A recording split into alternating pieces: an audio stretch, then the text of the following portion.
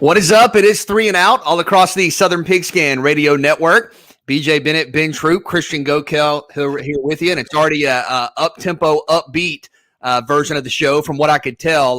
Watching the pre-show, I guess, prep before we came on live, Christian was doing squats in the studio. Cody was doing a wide array of facial exercises. Ben, you and I are kind of just here ready to go, but we have a big show. We're going to talk a lot of college football on the program. We'll chat with Javonte Middleton, starting cornerback for the Citadel, coming up in hour 3 as the Bulldogs will take on Mercer in a big Southern Conference game this weekend. Javonte, of course, a former star for the Jenkins Warriors in Savannah and is a captain for the Citadel. A very big deal, going to wear the number 0, so we'll talk with him about that. Also, we'll talk a lot about Georgia and the offensive identity of the Bulldogs on the show today. Brooks Austin has a hot take from Dogs Daily on Georgia's potential offensive production in 2021. So we'll get into that, but we'll start here. And Ben, this is going to be interesting because we'll get a couple of different perspectives, including Christians. But Buck Bellew believes, of course, Georgia great, former national championship winning quarterback,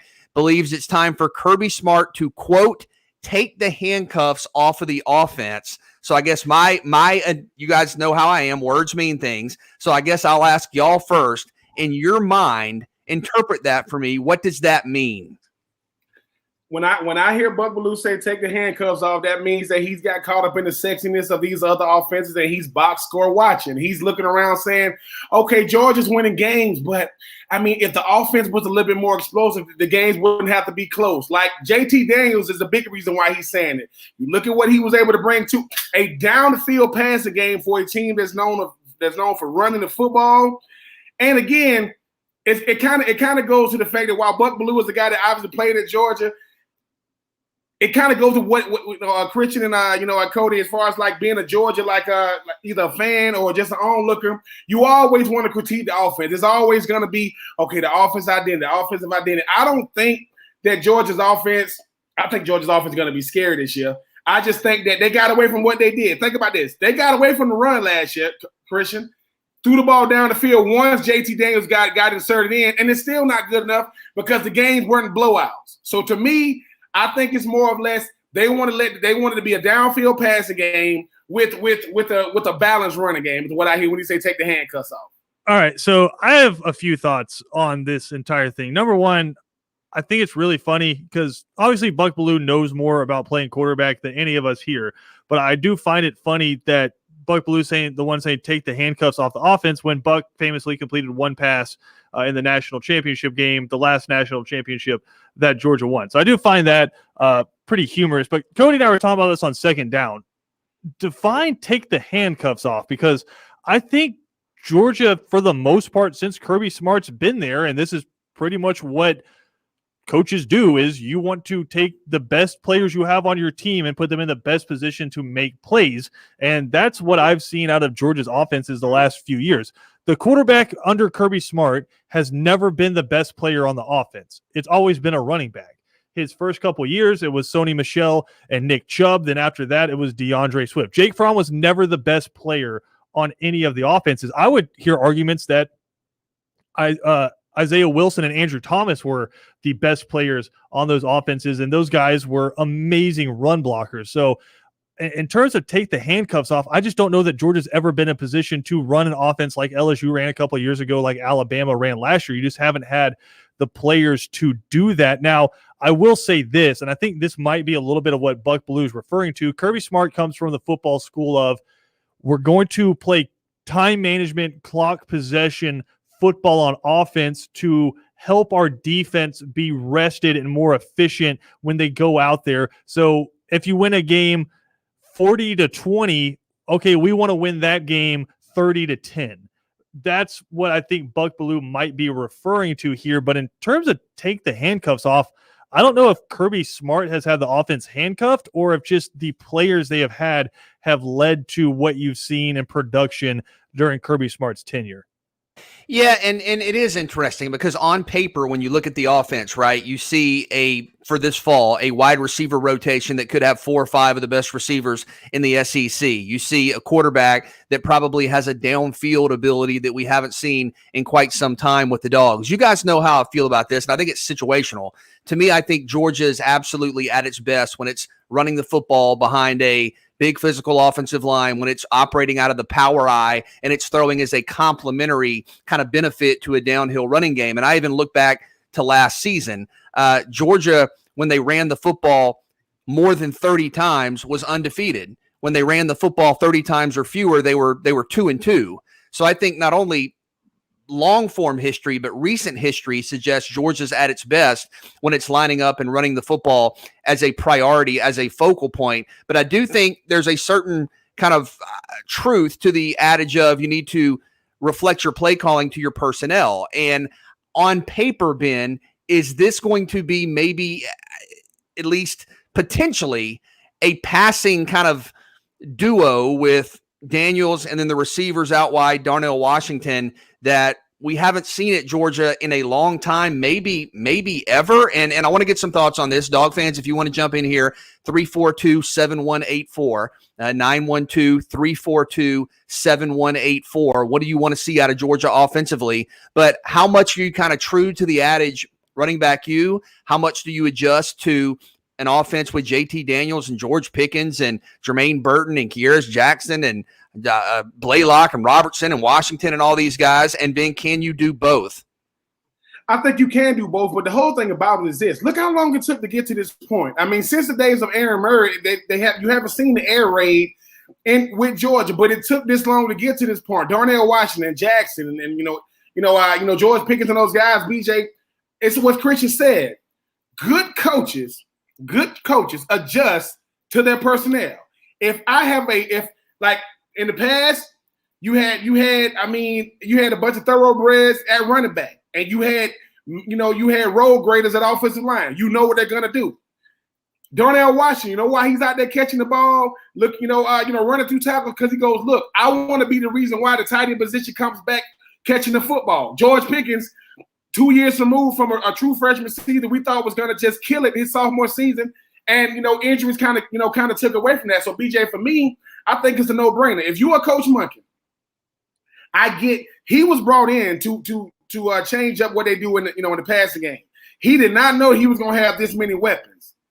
Demetri Robinson coming back. I mean, that helps. I mean, you talk about running back coming out the backfield catching the rock. When you throw the football in the SEC and you can still run the ball effectively, you do not got to be the best. It only makes your offense better. Most teams are one-dimensional. Georgia's not one-dimensional. We just used to them seeing one way as far as their offensive identity. But if you Darnell Washington and Kearis Jackson, if you Demetrius Robinson and George Pickens, and they don't throw the rock to you, it's going to be a problem now because you ain't got a Sony Michel and Nick Chubb, the DeAndre Swift coming out the backfield, taking that away from Jameer Wright and those guys. You cater to what you are dominant at.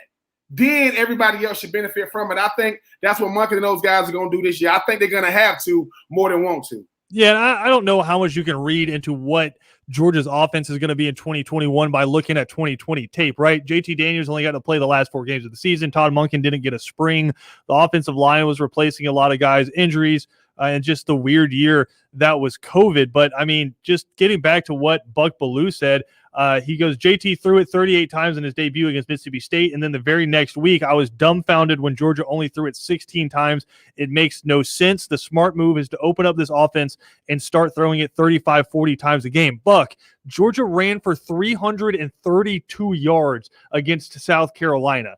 James Cook was averaging 17.3 yards per carry. You didn't need to throw the ball once in that game. You just did because you wanted to. And if you had turned around and handed it off on every play, you were going to win that football game. So Ben, if you're in the NFL and you're averaging 17.3 yards per carry with your starting running back, are you even attempting to throw the ball until they stop that? No, and the thing is, too, but I think what happens is, too, though, that's the difference, though. When you're in the pros, you kind of can understand the offensive mind of your offensive coordinator because you guys are supposed to be on the same plane as far as, like, why certain play. I mean, the game dictates play calling. But I think what happens is now when you talk about the handcuffs, I think the main thing with what Buck is talking about is perception. Perception drives what we do. It drives life. So, BJ, when you're looking at Georgia, you're thinking, oh, man, they throwing the football now. And then you like, well, oh, but are they going to run the football? And then when they do run the football, hey, man, you got to get it. So I think it's about just being balanced, because I'm telling you guys, it's just one of those things to where Demetrius Robinson thinks he can get in that rotation. I don't know where he fits in, BJ, to that rotation with Jackson and Burton and, Pickens and Washington. But I do think that, too, Monken is going to have to decide now. As you mentioned, no offseason last year, no spring. He's not going to get that luxury this year coming from because Alabama's going to be good. Other teams going to be good. But Georgia's looking to lead the way next year, dare I say, in offensive production. BJ, I will say this, though, because to be fair to Buck Belue, there have been times when Georgia's trying to take that quote-unquote next step, which was now just to win a national championship, right? Where you get into games and if the first plan doesn't work, which is hand the ball off to your amazing running backs, Georgia hasn't been able to keep up when it had to lean on its quarterback. So, I mean, if that's what he's saying, I'm with him, because I can't think of the last national champion who was one-dimensional, right? I mean, Alabama last year had Mac Jones, Devonta Smith, but they also had Najee Harris, who was a Heisman finalist. The year before that, yeah, Joe Burrow was amazing, but he was also handing the ball off to Clyde Edwards-Helaire, who led the SEC in rushing. Travis Etienne and Clemson won the national championship along with Trevor Lawrence. So I'm with you with that you need to be elite both running and passing the football if you want to win the national championship. Yeah, I think balance is key, and certainly I agree. There are games, one sign of a great team is that you are offensively versatile. You can do a number of different things. You are multifaceted, and I think that's important for Georgia. And again, Dog fans, 342-7184, 342-7184 if you want to hop in here. And I do agree with you, Christian, that you can't just make kind of blanket comparisons to last season. I'm using this as a frame of reference. I understand there is nuance here, but I look at Georgia's best offensive games. Rushed for 332 yards on 46 carries, scored 45 points against South Carolina. Rushed for 316 yards on 45 carries, scored 49 points against Missouri. Rushed for 193 yards on 50 carries, scored 44 against Tennessee. And then you look at some of the more modest offensive games, and you have the Cincinnati game. You scored 24 points, you rushed for 45 yards. You had the Mississippi State game. You scored 31 points, you rushed for 8 yards. And that's not a perfect kind of reflection, but I do think even in recent times when Georgia has been dominant downhill, that's when the Dogs have been at their best. And let's not forget, if not for a blown coverage or a play here or two, maybe even a bad call going back to the first half, Georgia wins a national championship in a year where they're running the football almost exclusively. So 70% of the time. Yeah, so I do agree with Buck. Absolutely. You've got to be more proficient downfield. I think that sometimes you can be a little too predictable, and that is worrisome. But I also think there's something to be said for the way Georgia has always won games. And I think you got to find a way to kind of find a happy balance, if that makes sense. I think Ben, the goal is, which I believe it is for Georgia fans, and the expectation now for Georgia fans, especially with the recruits they have, if the goal is to win a national championship, we've seen it. You can't just be okay throwing the ball and elite running the football. You can't be elite throwing the ball and okay running the football. You just have to be an elite offense, period.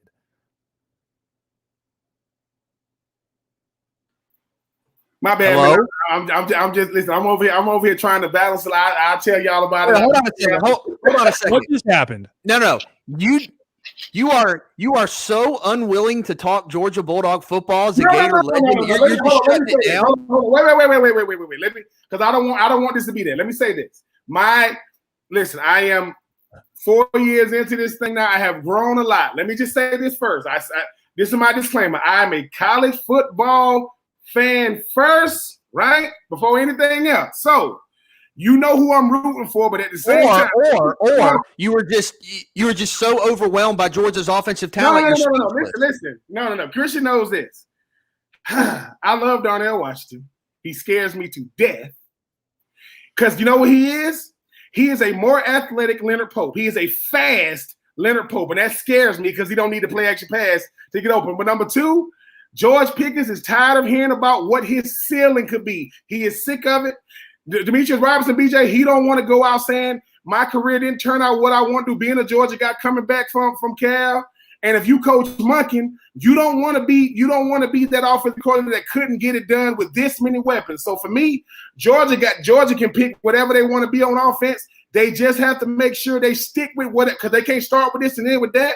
But BJ, they got a plethora of riches, and unfortunately for my Florida Gators and everybody in the East, they got a lot to deal with, because you're gonna have to, this is a pick your poison offense this year for the Georgia Bulldogs. Well, and BJ, I think the thing you're looking at too with this Georgia offense, if everything works out the way you want it to, if you're Todd Monken and Kirby Smart, is there's not a look a defense can give you where you don't have something for it, right? It's not where you go into a game and you say, we're going to throw it 40 times. It's if they're only going to put 5 or 6 guys in the box, all right, let's run Zamir White. Let's run James Cook. Let's run Kenny McIntosh, right? And then if they start loading the box, then you feel comfortable handing the ball to JT Daniels and feel that he's as big of a weapon as your running back. So, I mean, when was the last time Georgia had a quarterback where you felt like he was more dangerous than the running back? Aaron Murray? I mean, maybe, but even Aaron Murray, had, going back to what, Todd Gurley's freshman year, was right there. But listen, a lot to get to with the Dogs today. We're going to talk with Brooks Austin. I want to talk about what is that ideal offense, what has been that ideal Georgia offense coming up later in the show. Dog fans, give us a call, 342-7184, 342-7184. But a lot of talk about the Falcons in the upcoming NFL draft, maybe trading back. What about trading up? We'll get into that next. 3 and Out on the Southern Pigskin Radio Network.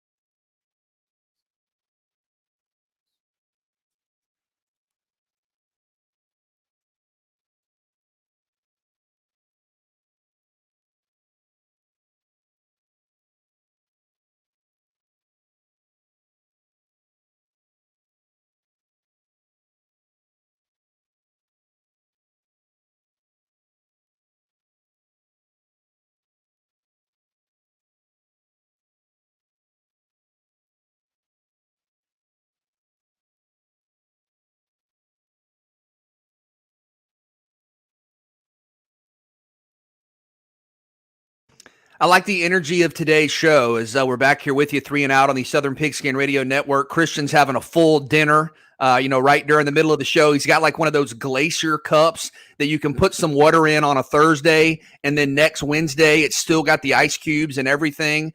I'm not going to lie, just straight up, so everybody can appreciate this. I just had a bite of Spam during the break to pair with a Diet Coke. So, I mean, this is what kind of face is that, Cody? I mean, I'm just saying, do you put the Spam on a sandwich, or do you just take it out? Do you just take it out the can, cut it up, and get right? Yeah, straight up. Because listen, when you only go protein, you're minimizing the carbohydrate intake. Now, I don't know about the caloric intake and saturated fat, but if you put some bread on that thing, you got to worry about carbs. So you just go straight Spam. Cody, you're not a Spam guy? No, not at all, dude. Well, I mean, if we're just going to go behind the scenes, I need to have a conversation with both of you guys. When you're doing video production work, you want the light sources in front of you, not behind you. And so that's why a lot of times when you guys look back or when you guys lean back, we can't see you anymore. All we see is your outline.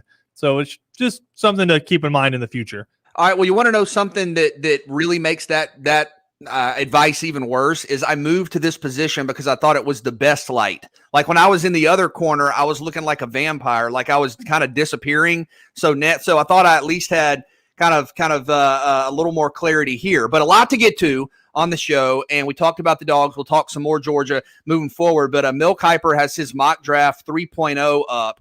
And I think we've all come to accept, whether we like it or not, the Falcons are in the mix for a quarterback. Mel Kiper has the Falcons trading up, so moving from 4 to 2 and taking Zach Wilson out of BYU, who obviously has a lot of momentum. And, it's starting to look like he's going to be the number 2 pick, regardless of kind of who takes him there. But, Ben, your thoughts on not only the Atlanta Falcons taking Zach Wilson, but trading up, meaning you would have to give up the 4. I think in the kind of synopsis of the pick, it is said that the 4 would be given up, a second round this year, and multiple picks in the future. I trust Terry Funk. No, I do not trust Mel Kiper. I understand that, something that Christian was saying in the pre-show, just talking about the fact that this is what we do, right? Like everybody has had their clickbait moment. Matt Miller came out talking about Zach Wilson. I see, Aaron Rodgers, and I see Russell Wilson. I see, all these big time players, Patrick Mahomes. Mel Kiper, he's just business as usual. I'm just going to give you my mock draft and get out of the way. Now he's saying everybody, like I be saying, Zach Wilson is going to be a name you hear a lot because he's going to be a top pick. I do not think Terry Fontenot is going to move out of the number 4 pick, move up to number 2 to get Zach Wilson, because the thing is this, you're keeping Matt Ryan. Zach Wilson is going to be a top pick, and I just don't think you got to move up to get him because, once again, Zach Wilson, and this is no fault to him. When you got to talk me into a guy, like you got to just keep talking me into it. That's what scares me about him. And I know, BJ, when you talk about the NFL, they are creatures of habit.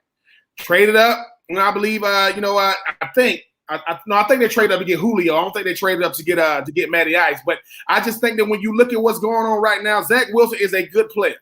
I think he's got a chance to be a really, really good player. When you look at his upside, quote, this is what the NFL is going to, making plays outside the pocket. But moving up to number 2 to get a guy that in his biggest primetime game, not named Boise State, he lost, that you keep on talking about these, quote, intangibles.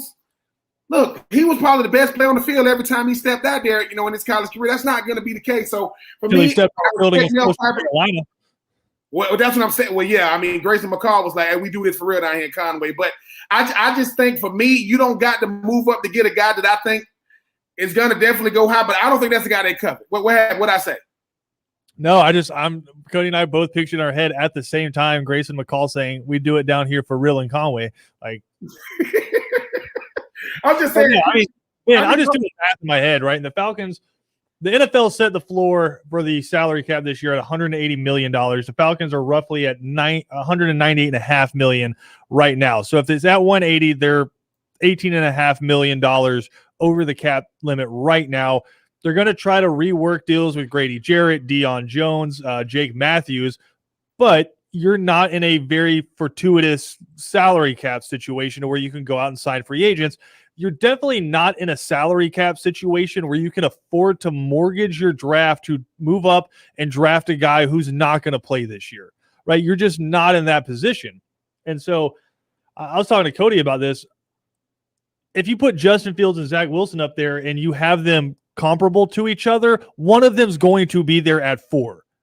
There is no way the Falcons trade anything to try to move up to number 2. I can't see it happening. I think this is Todd McShay peer pressuring Mel Kiper into adding trades to his draft, and Mel Kiper being like, fine, whatever, I'm just going to put something together.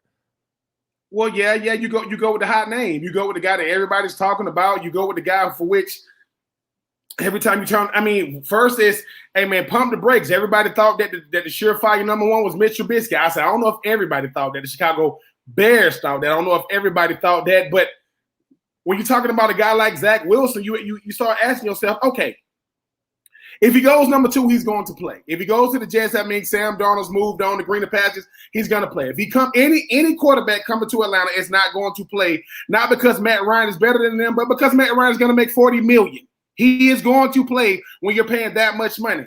I just think that you're obviously going to be getting your quarterback for the future in this draft. You start asking yourself, what do I want it? Because the thing about these quarterbacks is, and BJ, you know this, and Cody and Christian, it's bigger than just what you do on the field. Do you put them in the seats? Are you worth coming to see? Now, Zach Wilson, outside of people who know football, yeah, you're going to get a couple of them. Who doesn't know who Justin Fields is? He's from Atlanta. He played for the Dogs. Yeah, it didn't work out. Moved on to Ohio State, didn't, and you kept hearing about him. Went head-to-head against Trevor Lawrence. So I just think if you got to do – Zach Wilson's supposed to be the guy. I do agree, Christian, one of those guys are going to be there at 4. I just think that if you're going to trade up for a guy, he better be box office, and he better be your right now. Not down, not in the future.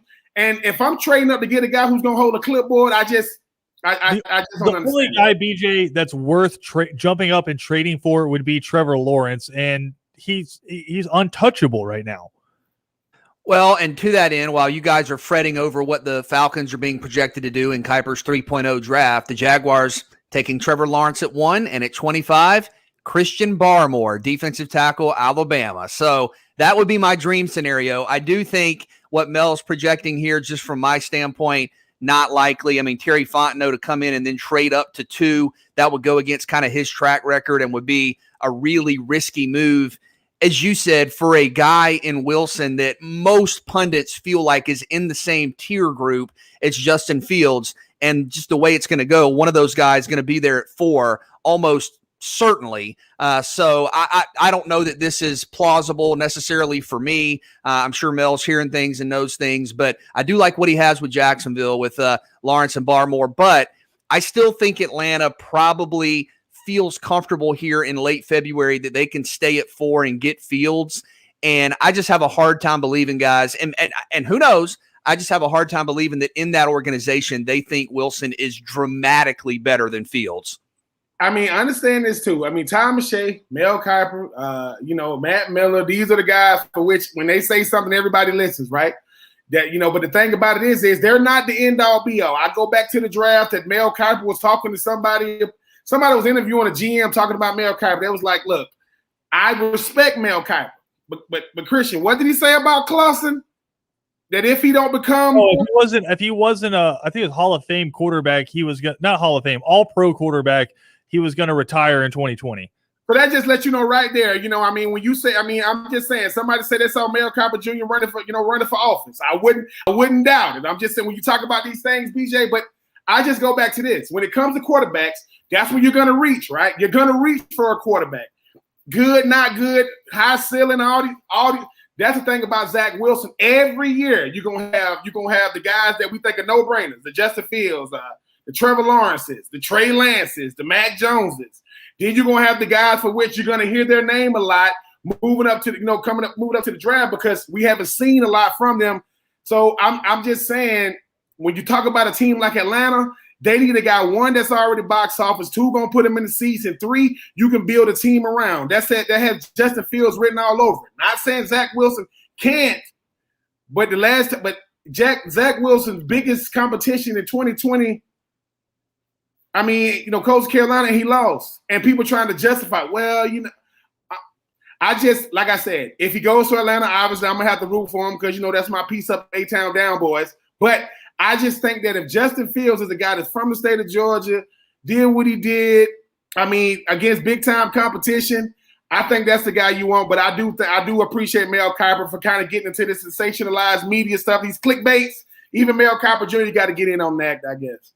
A lot of draft talk today, a lot of college football talk today. Again, coming up in the final hour, what is the perfect Georgia offense? What's the best offense Georgia's had to date? I think we have some varying opinions here on the show, but we'll stick in the SEC East when we come back. Tennessee trying to rebuild. Josh Heupel coming in. Got a couple of options at quarterback. What's realistic? What's the way back? We'll talk about that next. 3 and Out on the Southern Pigskin Radio Network.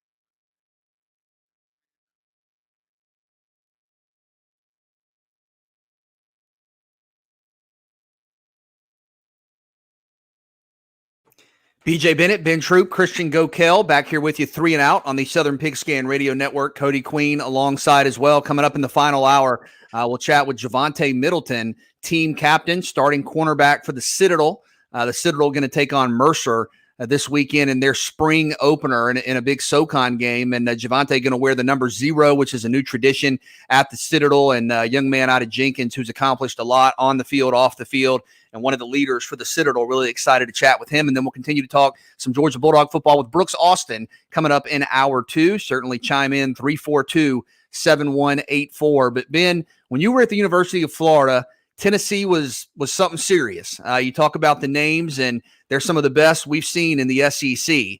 We've seen a lot of names from Tennessee the last couple of weeks as well, but it's been names in the transfer portal.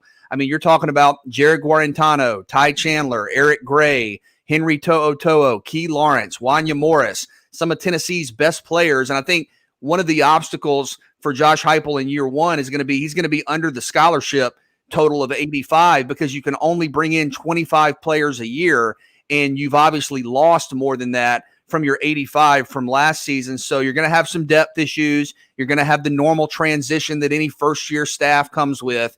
Where is Tennessee, and what are we looking at here as they're still trying to get right in Knoxville? I don't know what their identity is anymore. When I think about Tennessee, I mean, I understand that people say, okay, Heupel came in, he wanted the job, he wanted everything that was going on in Tennessee. And I know that a guy that was blessed enough to play pros in the Tennessee, I remember when Tennessee ran the state. They were the biggest brand in the state. And now I don't know if it's like that anymore, BJ. And the thing about it is I know what's going to start and end with that quarterback position. But what is Tennessee anymore? I mean, when you look, it's funny. When they hired Jeremy Pruitt, it was a big time thing because obviously they started with Greg Schiano. That's how Philip Foreman ended up becoming the AD. And then when it came time around to get rid of Pruitt, who in the world wanted the job? Not who did they want, who wanted Tennessee? Because it used to be a time, BJ, Tennessee called your phone to be the head coach or the assistant coach. You saying, "Yo, tell me when and where." Now it's I don't know, coach. I don't know. I'll call you back. So I think right now when you look at this Tennessee Vols team, is number one, and I can say that because I'm on this side. You got to compete with the Floridas and Georgias. You need to leave that alone right now. Like you need to leave that alone right now and start saying we don't want to be bottom feeders in the SEC East. We want to be able to compete with the Mizzous and the Kentuckys and the Vanderbilts and the South Carolinas. Because BJ, the thing about it is now Tennessee, we keep on talking about these tradition-rich programs, right?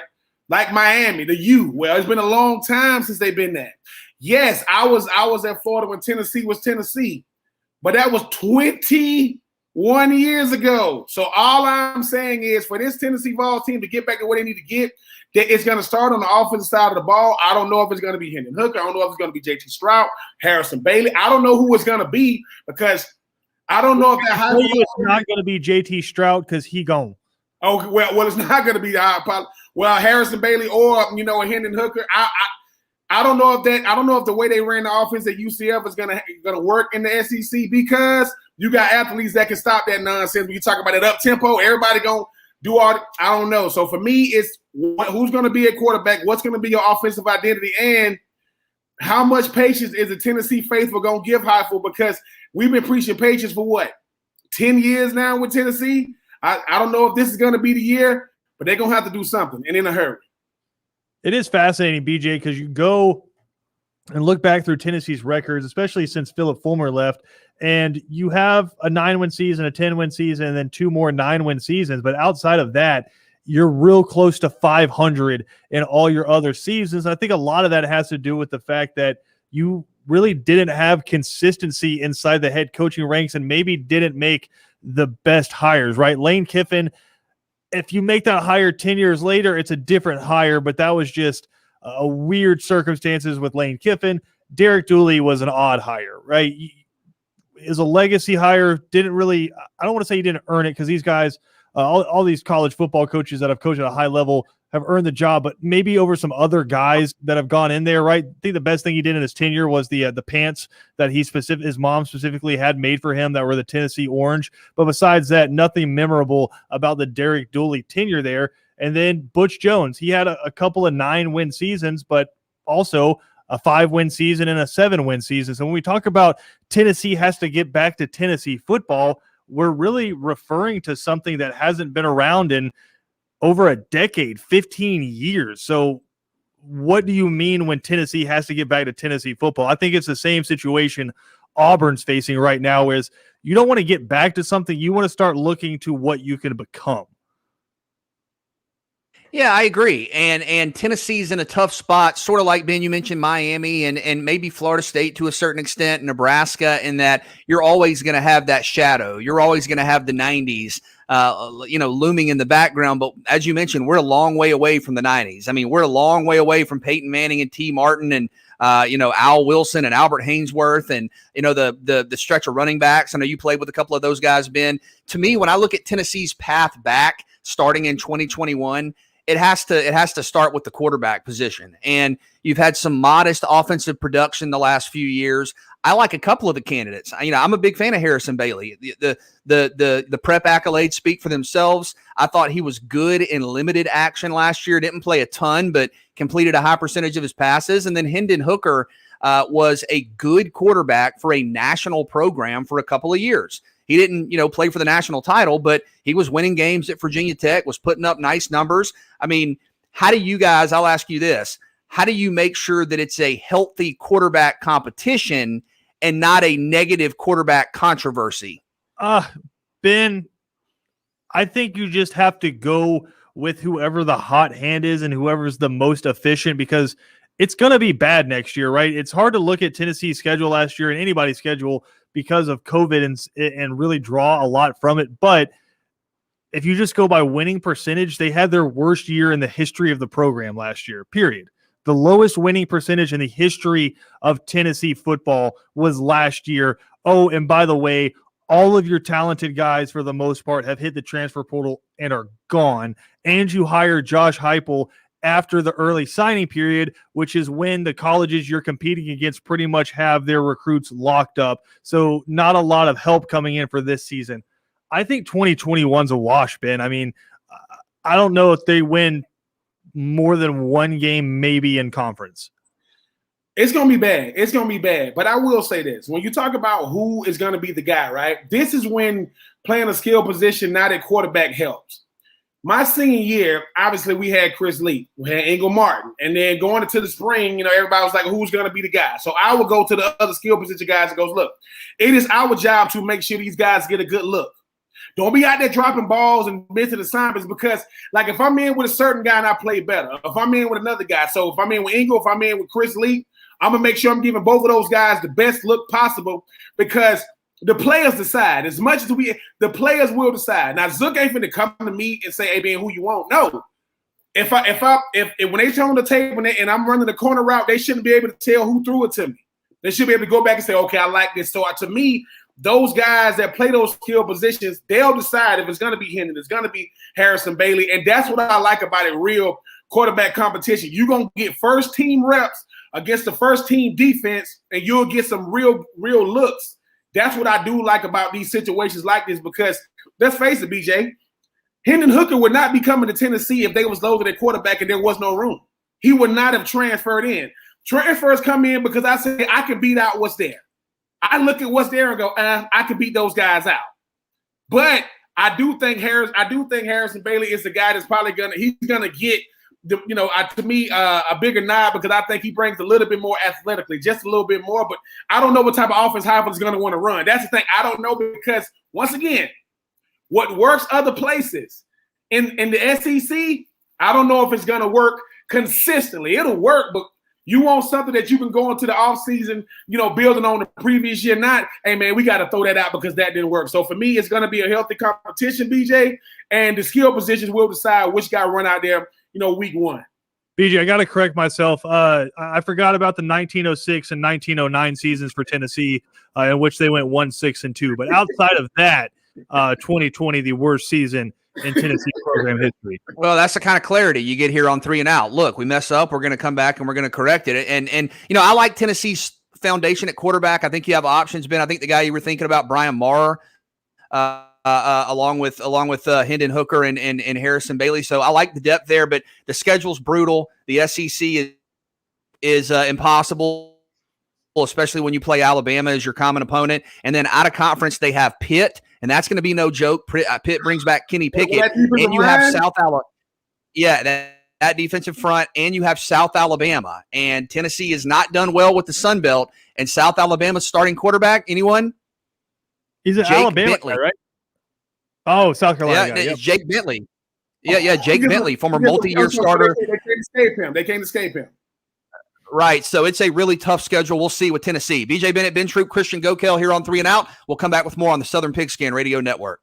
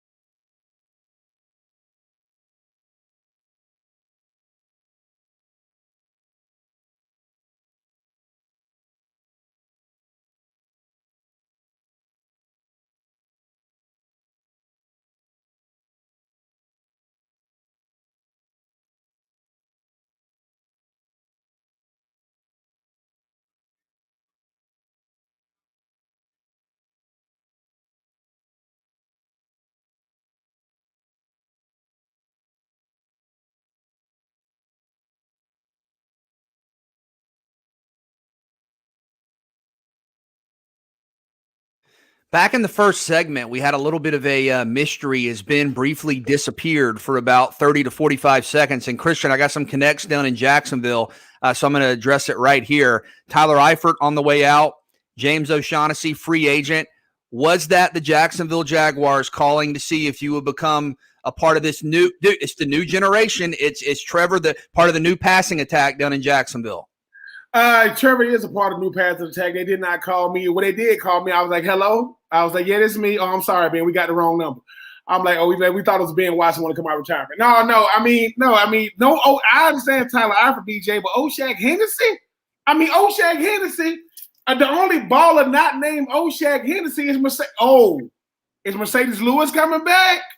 Because BJ, he is a baller. I'm talking about that box score be lit up. No, I don't know who they're going to get at tight end, BJ, but there's a Zach Ertz young gentleman out there who might be looking for greener pastures.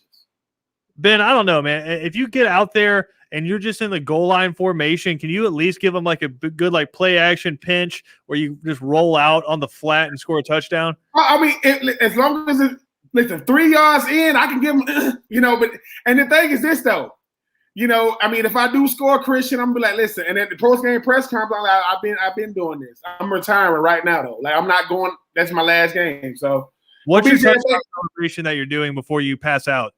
Well, my touchdown celebration.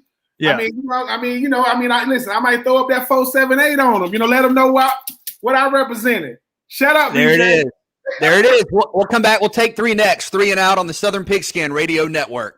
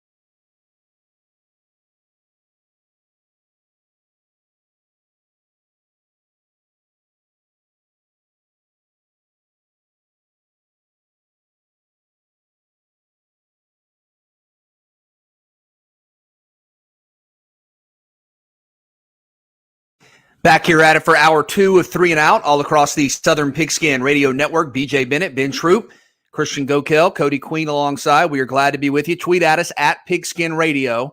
You can also chime in 912-342-7184. 342-7184. A lot of Georgia football talk today. What should the offensive identity be in 2021? We will dive into that in the final hour. Also today, still to come, we'll chat with Javonte Middleton, team captain for the Citadel. Going to be number 0 this year, a new tradition at the program, starting cover corner. Made his first start, Ben, defensively against Clemson last year. Had 7 tackles, a forced fumble, a fumble recovery, and is now a player that's one of the team leaders for the Citadel. Obviously a young man out of Jenkins High School who's done a lot on the field, done a lot off the field in the community. So looking forward to chatting with him coming up in the final hour. And then it's going to get spicy. Brooks Austin had a bold prediction from Dogs Daily about Georgia's offense this fall. And again, we'll take some calls, 342-7184. So we'll get into that. But let's send it to Cody for take 3.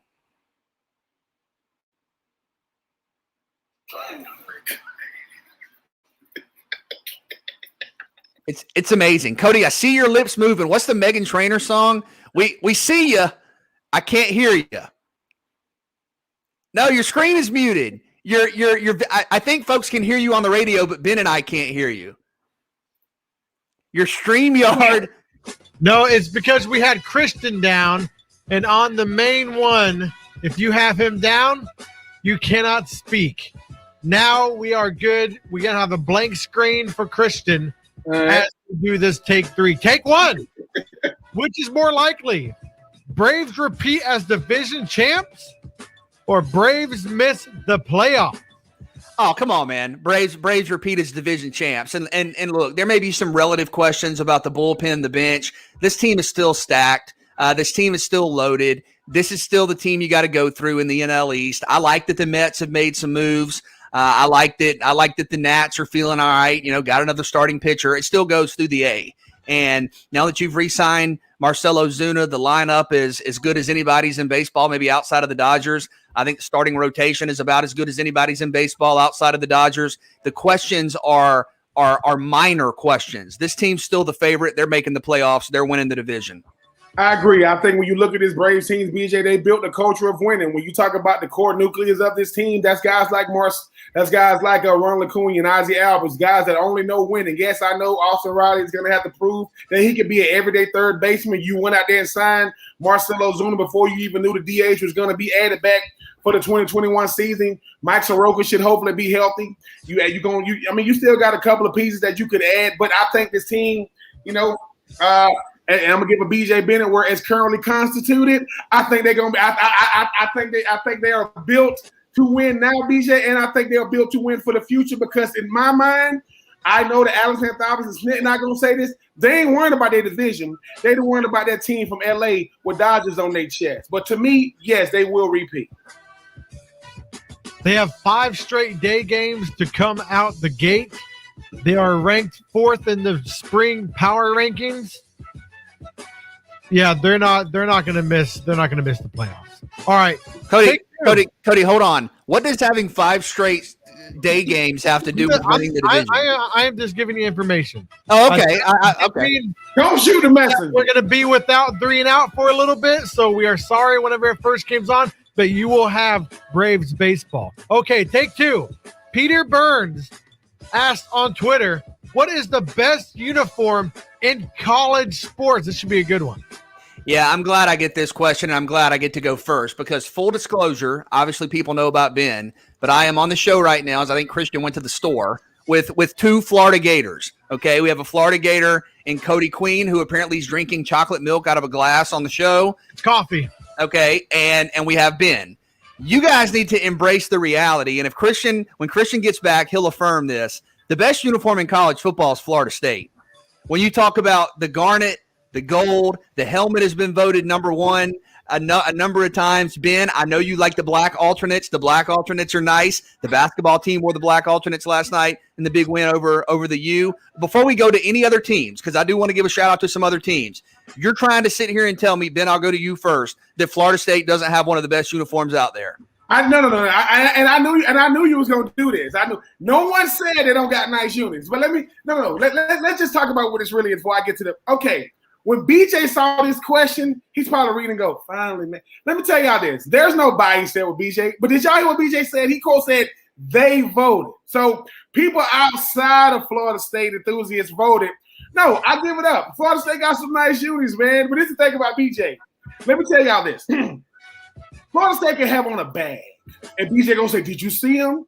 So don't act as if BJ ain't biased. Whoa. It's not my team that wore the alligator scale. No. Listen, I get it. Yeah, I get it. But what I'm saying is this. When you talk about the best units, right? Like the best units. I'm not going to the voting because they did recent polls, things of that nature. You might not like Notre Dame as a team. Their units, they nice because that gold with the blue, with that stuff look good. Texas, because I think they're one of the only teams in college that got the burnt orange. LSU. I'm sorry, man. You purple and gold like the Lakers. I mean, and UW out there, University of Washington, they look good too, but they got more like a faded purple. It's not like they're bright. Michigan, I don't like the fan base and the team, but them units is nice, BJ. But for me, it's simple. Carolina, look, Carolina blue. You can't mess all white. They do. They had the Carolina blue, helmet with the white and that stuff be looking. And I will say this: when they wear they all black with the baby blue outline, that's nasty, man. I'm not gonna get into the all black units because my Florida Gators ain't got one yet. When we come to the party, we'll talk about it. But BJ, past the Florida State, which they nice. I am. That's how you know I'm growing as a person because I would not admit this stuff in the past. But BJ. It's Carolina over everything else because to me, it's classic. You know them when you see them. You don't got to question it. Giving them boys from Chapel Hill. All right, I got a couple. It is North Carolina, and I want to be clear here. It's not just North Carolina football because when we think jerseys, you got to think that when North Carolina comes out on the basketball court and they got the home uniforms. And I'm sorry, I know Florida's got Jumpman, but the Jumpman resonates a little different with UNC, given that that's where Jordan played and went. That is so clean. They got the diamonds down the side or whatever. I mean, the North Carolina blue is special. And then football and basketball, just like North Carolina, UCLA. When UCLA comes out with that baby blue and gold and that University of Cal Los Angeles across the chest, that is nice. Those helmets are nice. They got some slick black uniforms as well. But Cody, I'm gonna hate on your one team with the Gators, but I'm gonna give you credit for the team you were literally on. The U.S. Army, the U.S. Military Academy, their football uniforms are gnarly. The regular ones are nice, but when they go alternate, nobody goes alternate better than Army. Alternate best ones was the first Cav ones. I was the first cavalryman. I love those. But if I'm going with best uniform, it's real close number 2 with LSU and the purples. But man, I have to go with Ohio State with them reds and that silver helmet. And when they got the little freaking Buckeyes, whenever they're completely full with them, I really like the Buckeyes with their red uniform. What they call it? Scarlet? Scarlet? Scarlet red, yep. All right. All right, take 3. Cody's rocking the garnet today. No. Take 3, National Chili Day, of course. This is a national day that Christian always likes to do. Describe the perfect bowl of chili, fellas. All right, first off, I'm not going to talk about what needs to be in it. I'm going to talk about what can't be in it, and that's onions. Onions from a texture standpoint, from a taste standpoint, they're not overwhelming, and I'm a fan of onions. But when you're talking about chili, I think you want the meat and the heat to be the focal point. Right. And listen, when you have onions, it takes away from kind of that textural feel. When you bite in, even if it's not the first thing you taste, it's the first thing you feel on your tongue, in your mouth. And to me, that's not the first thing I want to feel when I'm eating chili. I want a lot of meat, not a little bit of meat. I want a lot of meat. Okay. That's what it's supposed to be. I want it to be thick. I'm talking thick, because there are times when you'll get chili somewhere and it's like kind of soupy. A chili is not supposed to be a soup. Shame on you. If you got ingredients in your chili swimming around like they're at a pool party, that's an embarrassment. It needs to be thick, and it needs to, when you pour it out of the ladle or out of the whatever, it needs to take a second. It needs to kind of slide out like molasses, okay? And then I want the cheese in there. I want to sprinkle some shredded cheese on there. and kind of let it melt, let it congeal, let it come together. And now look, people will mix it up. You can go ground beef, you can go chicken, you can do a number of different things. I'm okay with beans, without beans, whatever. It doesn't matter. I'm good. As long as it's hot, as long as it's got cheese, as long as it's got a lot of meat, and as long as it's not, if you want to have just a couple, a little sprinkle of onion here or there, but as long as it's not high loaded onions, I mean, Ben, I'm good to go. I will agree with you. I mean, we talk about the meat and the heat. You got me with that. But let me tell you about the heat though. Okay, people that make the chili like so hot that you can't enjoy it. No, I gotta eat it. Like when I put my mouth down there to smell it, like, I want you to be able to eat it. Now, I'm a little different than BJ. My thing is this. I don't want the beans to overpower it. I want beans in there, but I don't want it to overpower it. Cody, I want some sour cream right there on the top. I want some cheese right there on the top. And I do want some onions. Listen. Either you're going to have stank breath because of it, or you got stank breath before you start eating it. But I'm putting some onions in mine. You get mad at me. Now, I don't need a whole bunch of onions. I just want, just a little. I'm just saying, because BJ, onions make things better. They're better on sandwiches. I like onions, okay? So for me, I want the onions, but I want them chopped up fine. I want some sour cream. And look, and for people that put that little, what do they call the little green stuff, the chives or whatever, that doesn't chives. That's fake. I don't like that. He go like somebody hold on. No, that you're not gonna taste that. That's not the reason why it. Hey man, it would. Okay, but I gotta address this. Before Cody goes because I can't let it go by. Sour cream is appalling. Okay, sour cream is a cousin of mayonnaise. And mayonnaise is yes, sour cream and mayonnaise are related. When I see sour cream, I see mayonnaise. Sour cream, if there is sour cream next to the chili in a different bowl, I'm not eating the chili. Don't bring the sour cream. Not regularly. Oh no! Do you eat it like that? Period. What does that mean? Have I eaten it in the history of my life? Yes. I've eaten a lot of things in the history of my life. Do you eat whipped cream? Like if somebody's giving you like a treat, like a tasty treat, a sweet treat, and they put whipped cream on the top, do you eat it? I mean, I'm not asking for it. Sour cream is a beautiful concoction. It is beautiful, people, because the thing is, let me tell y'all about BJ real quick. I know some of y'all know. BJ will take salsa and dried up peas and dip it in and eat it. But yet, sour cream is the cousin of mayonnaise. Now, to those of you people who out there who eat mayonnaise out the jar, they need to lock you up. That is nasty. Open it up, take a spoon. That's just nasty. Even think about the fact that people do that. But BJ, sour cream, cheese, onions. If somebody put a chive on the top of my thing, I'm gonna knock the hell out of them because it don't do nothing. Cody, it's on you. Best place to put chilies in the trash. Gross. I don't like chili. What? Yep. Chili's gross. I don't like it. What are you, Cody? Poison. Are you serious? Don't like chili. You don't. What happened, Cody? What happened? It tastes gross. You don't like the meat? What is it? Yeah, I don't like. Oh, here comes Christian. Let's hear his chili take. I don't like chili. Chili's gross to me. Don't like it. Okay, listen. We went to like an amazing country club in North Georgia where Cody was awarded the keys to his new home thanks to his service to our country. And they had the most amazing burgers you've ever seen in your life waiting for us when we got there. And Cody sent it back because the French fries were touching. Cody doesn't like chocolate. Like, Cody is weird about food. So don't value Cody's food opinions. BJ, sour cream's the cousin of mayonnaise. They're not even close to being related. There's no dairy product in mayonnaise. Dairy is eggs and vinegar. The hell out of here. No, listen. Are amazing. I'm not saying they're cousins by blood. They're cousins by marriage, okay? So they don't have to be ingrediently related, okay? I think you're saying they're cousins because they're both white, and I don't see why we're bringing race into this. Well, listen. I'm not. All I know is I'm not eating anything with sour cream on Next it. thing you know, you're starting to talk about cream cheese, and this goes downhill. Cream cheese is the bomb. Oh, I love cream cheese, baby. No, hold on. Chili has beef in it, but it has to have a high bean content to it, and I need like at least 3 different kinds of beans. The red beans in there, at least pinto beans. I need all different kinds of beans in the chili. BJ, I agree with what you said about it have to be thick, where it takes a minute for it to come out of the ladle. But the best chili is the chili that A, you don't have to make, and B, has been sitting on your mom's counter in a crock pot for 12 hours. Yes. No. That's the best chili. Yes, the kind you don't ask for. She said, wait a minute, I was making that for somebody. You were making it for me because I'm going to eat some of this. Oh, hold on, Cody. So you don't like for your food to touch? Yeah, all this chaos you're talking about. It came back out. They brought a burger back out, and they put cheese on it, and Cody sent that back. Yeah, I can't do it. Why you send it back, Cody?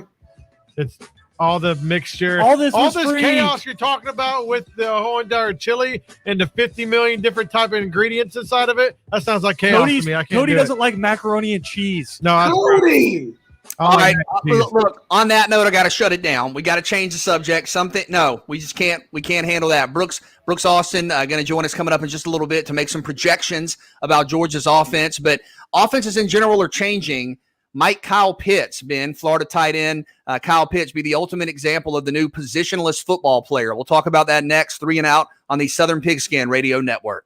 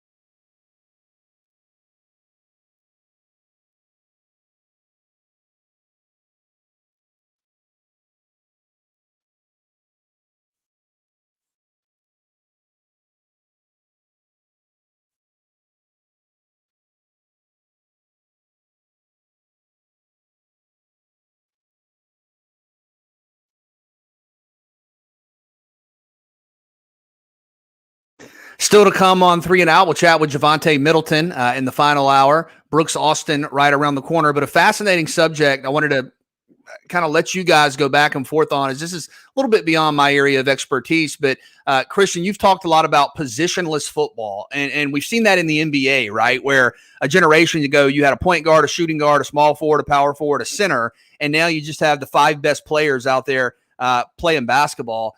When you look at the NFL, college football, you've seen more hybrid playmakers defensively, offensively, and Kyle Pitts may be the ultimate example, a guy who was a finalist and won the Mackey Award, going to the nation's best tight end, a finalist for the Biletnikoff Award, going to the nation's best wide receiver. And size-wise, I was looking at this. Kyle Pitts is 6'6", 240. Calvin Johnson was 6'5", 239. So you wonder 10 years ago, what would Kyle Pitts' role be? I mean, what is it now, Christian? Schematically, how's he going to fit in at the next level? Well, I thought that's what was so cool about what Dan Mullen did with him, right? Is it was just strictly a matchup basis, and he let Kyle Pitts kind of form into his offense. If you were running the ball well against a team and the linebackers were having to step up, it was Kyle Pitts on a seam route. If they were loading the box and you were getting one-on-one with Kyle Pitts and a DB, that's a mismatch. And so he put him on the outside. I mean, ask Tyson Campbell how it goes when you put him one-on-one with even a 6'3". Tyson Campbell 6'3", and Kyle Pitts, was able to make him just look silly on those. So it's one of those things where we're starting now, BJ, to get away from you have to have standards to be this guy, right? For the longest time as the NFL, you had to be at least 6'2", 6'3" to be considered an NFL quarterback. Well, now Kyler Murray's there, and you can't convince me he's more than 5'11", and he's an amazing quarterback in the NFL right now. Russell Wilson isn't a huge, tall guy, but he's one of the best quarterbacks in the NFL. So we're getting away from having these standards, and now it's more, what can you do? What kind of plays can you make? And Kyle Pitts, just his body type, he's not, to me, been a hand in the ground on first and second down pass blocking tight end. You have plenty of those guys. There's 50 Luke Stalkers across the league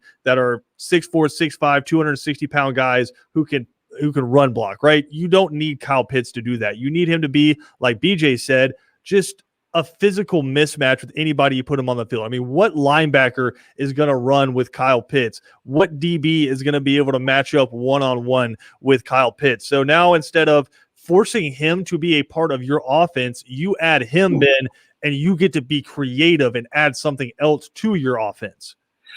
There are certain times in life, Christian and Cody and BJ, to where you find the exception. You find the exception to the rule. You mentioned Calvin Johnson. Calvin Johnson looks how he plays. If you just look at him, if you don't move, you go, who is that? And that's how he plays, right? There are certain guys that they are exceptions. I've seen the slot receiver become something different. You know why? Because of Wes Welker. Like when he was in Miami, he was then when he go to New England, what in the world? There are certain people that make you want to play the position. Kyle Pitts makes you want to be a tight end. You cannot do what he can do, but the way he plays. And think about Dan Mullen. Dan Mullen says, I got a guy that can get open on anybody. Cornerback, doesn't matter. Safety, doesn't matter. Linebacker, doesn't matter. Try to bracket him, doesn't matter. Try to play him inside and out. What I love the most about Kyle Pitts is, BJ, once again, he looks how he plays. He's built for speed, and it's a pleasure to watch him go out there and do what he do. And I think you make a good point, Christian. They're not going to force him to be something he is not. See, that's why most players get in trouble. Hey, you got to learn how to do it. No, you don't. You know what Kyle Pitts is to me. I mean, when I look at him go out there and do what he does, as far as like I know I saw Tony Gonzalez and do what he did. BJ, I saw Antonio Gates go out there and do what he did. I think he's a mixture of both, because neither one were ever known for their blocking. They could block, but they took over games. Kyle Pitts is coming into the league. Whatever team is getting him, they got a sheet strictly for Kyle. Hey, Kyle, this is what he's going to walk in as a rookie. They said, Kyle, what we want you to do in this defense right here, because he can do it. So I just think that when you look at what he brings to the table, it's – number one, let me just go ahead and say this, because I know I do not compare no Kyle Pitts. We did different things in different ways, far different ways. The thing about Kyle Pitts is Kyle Pitts played on the outside, not on the outside for a decoy. Georgia's best cover corner, or one of their best cover corners, was press man against Kyle, and he ran a go route and beat him for a touchdown. Most tight ends will not do that. Not cannot do that. They will not do that. And Ben, I want to be careful here because we are making some comparisons. Tony Gonzalez, I think, is a good one because they share similar heights and weights. Even though I think Tony Gonzalez is probably 10, 15 pounds bigger. I'm not even talking about. I'm just saying, Christian. When something I told you and BJ. So during the week, you have the other team, and you got show team. So when we played Kansas City back in the day, I would have to be Tony Gonzalez because they want to get a good look. And when I used to look, I used to be like, "Hey, which one of me?" I said, "That's a zigzag." It'll be so and so Tony get open. That's literally play. Like whatever they do, just get. And I'm out there, and the people are like, what is he doing? Because as great as Kyle Pitts is during the route, when he get the ball in his hands, he's a different animal again. Well, so the other comparison I wanted to avoid because Mel Kiper made this, and he said he's the poor man's Calvin Johnson. I know he's not that. You're never going to see something like Calvin Johnson again, where a guy's 6'5" and runs a 4.35, right? No, I'm gonna tell you who he is. He's a 2021 version of Jimmy Graham. That's what he is. I don't even think he's that. I think Jimmy Graham's more physical than Kyle Pitts. No, not even. See, that's what I'm saying. When I think of Jimmy Graham, right? If Jimmy Graham's in the game, Christian, okay, just say you an outside linebacker, and Jimmy Graham is on you, that you think they're running the ball away from you. You do not think they're running the ball to you. What makes it is, I think when you talk about a guy like Kyle Pitts is, I think what happens is when you start breaking down game plans, what makes offensive coordinators go crazy, when I hear the comparison to Calvin Johnson to Kyle is, look, man, we're going to throw it up to him. We're going to give him the 50-50 balls. We think that he's better than who, and most safeties aren't built to cover guys one-on-one. Linebackers are built to shadow guys like down the field, not really cover them. I just think, Christian, I just hope that whatever team he goes to, don't force him to be something he's not. And here's my thing when I call him positionless, right? Travis Kelce, for the most part, if he's lined up on the outside of a formation, he's the only guy on that side of the field. They're looking for a one-on-one mismatch, right? George Kittle, for the most part, they'll do that with him a little bit, but for the most part, he's either got his hand down on the line or he's split out into the slot, right?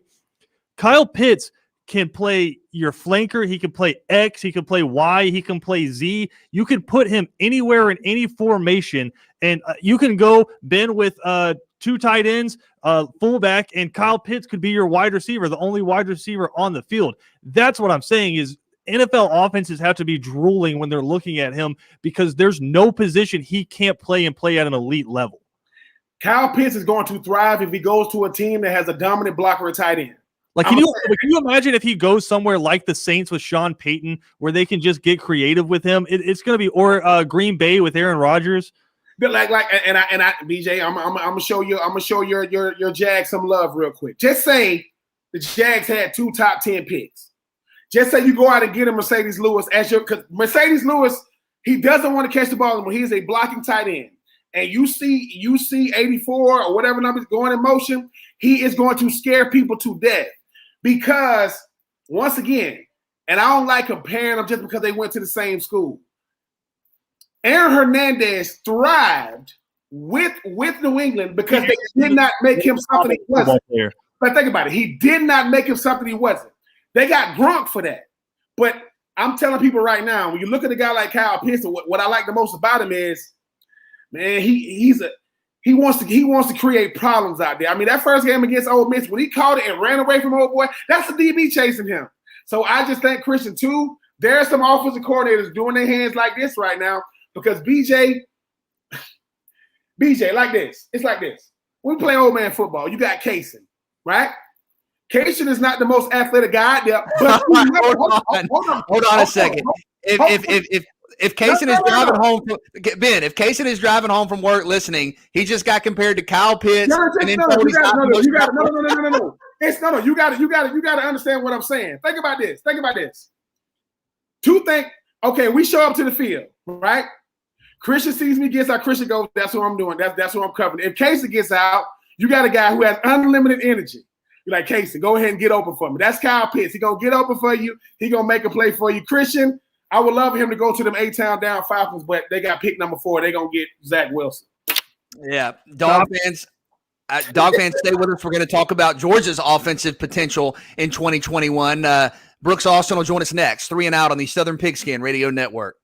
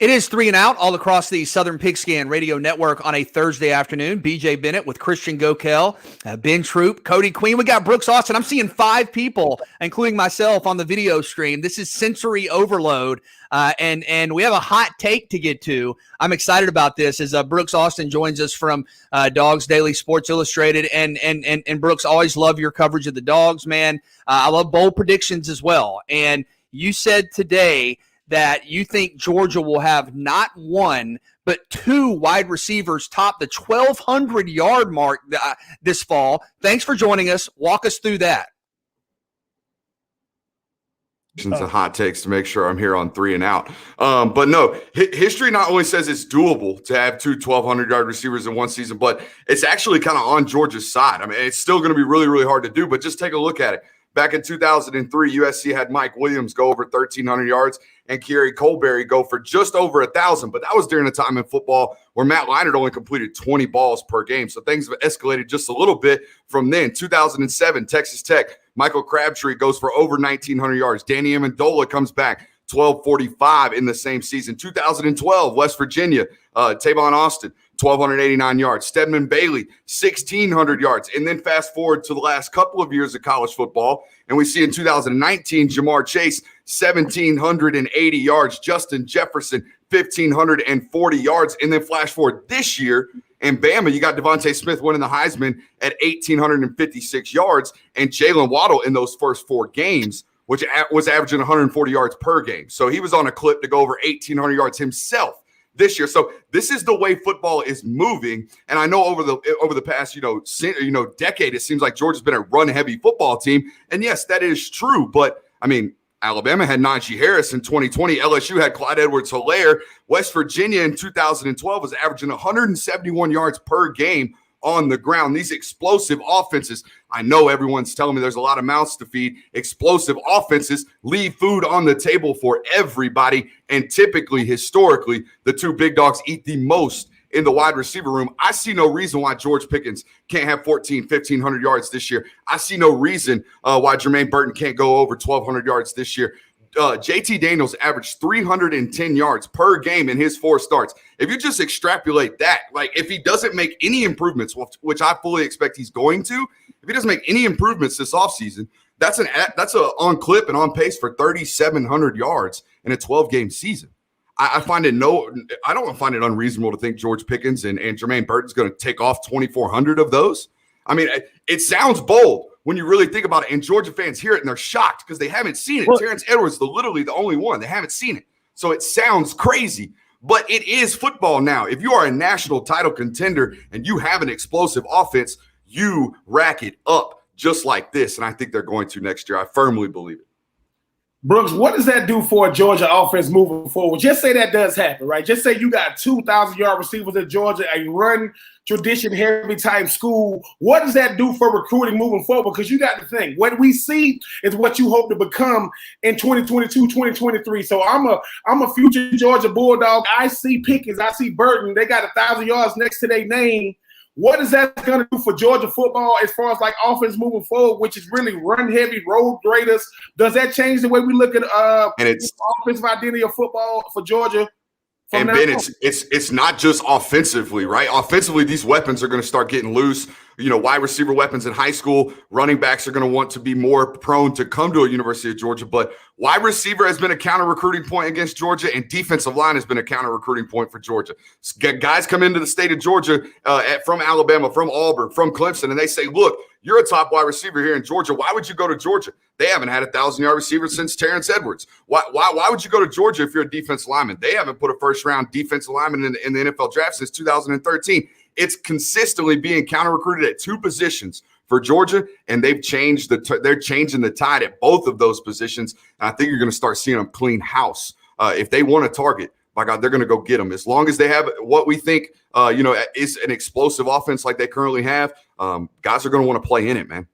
All right, so if they're going to do that, right, 2 guys who are going to break the Georgia receiving record in 1 year, right? Mm-hmm. Again, you say since Terrence Edwards is the only guy in Georgia history to do it, period, and he got over that threshold by 4 yards, 1,004 yards. Yeah. You're saying that George Pickens and Jermaine Burton, who is the other one you're predicting, are going to have seasons similar to Jamar Chase, right? Like guys like that. Like, are they that good? Is JT Daniels good enough to distribute the ball like Joe Burrow, like Mac Jones did last year? I mean, that's a lot, man. So in his freshman year, Jermaine Burton actually outperformed Jamar Chase his freshman year. Jamar Chase wasn't what Jamar Chase was until Joe Burrow and Joe Brady showed up and started chunking it around all over the field. Okay, Justin Jefferson was who he is, or was who he always was at LSU, but Jamar Chase was just some highly talented freshman. Georgia's got a whole bunch of those, right, Christian? So things are going to start changing. Now, I hear that, there's a lot of mouths to feed, right? There's so many weapons offensively. I'm not worried about the mouths to feed. I'm worried, are those mouths as good as some of these other people you listed out? I mean, dude, you said Matt Leinart. That's college football royalty. Yeah. And I also mentioned Texas Tech. And do you even remember who the West Virginia quarterback was? Pat White? Geno Smith. Like, people don't talk about, like, it was exactly, oh, God. Like, it's college football, guys. And if you put up 40 points a game, which Georgia very well could next year, very well could put up 40 points a game next year. And this conversation seems like, oh, well, of course they had 2,000-yard receivers, or even better, they play 14 games next year if they go to a title game. Of course they had 2 receivers go over 1,200 yards. It just makes sense, in my opinion. Now, I get that Marcus Rosemi's going to take catches. I get that, Demetrius Robinson going to take catches.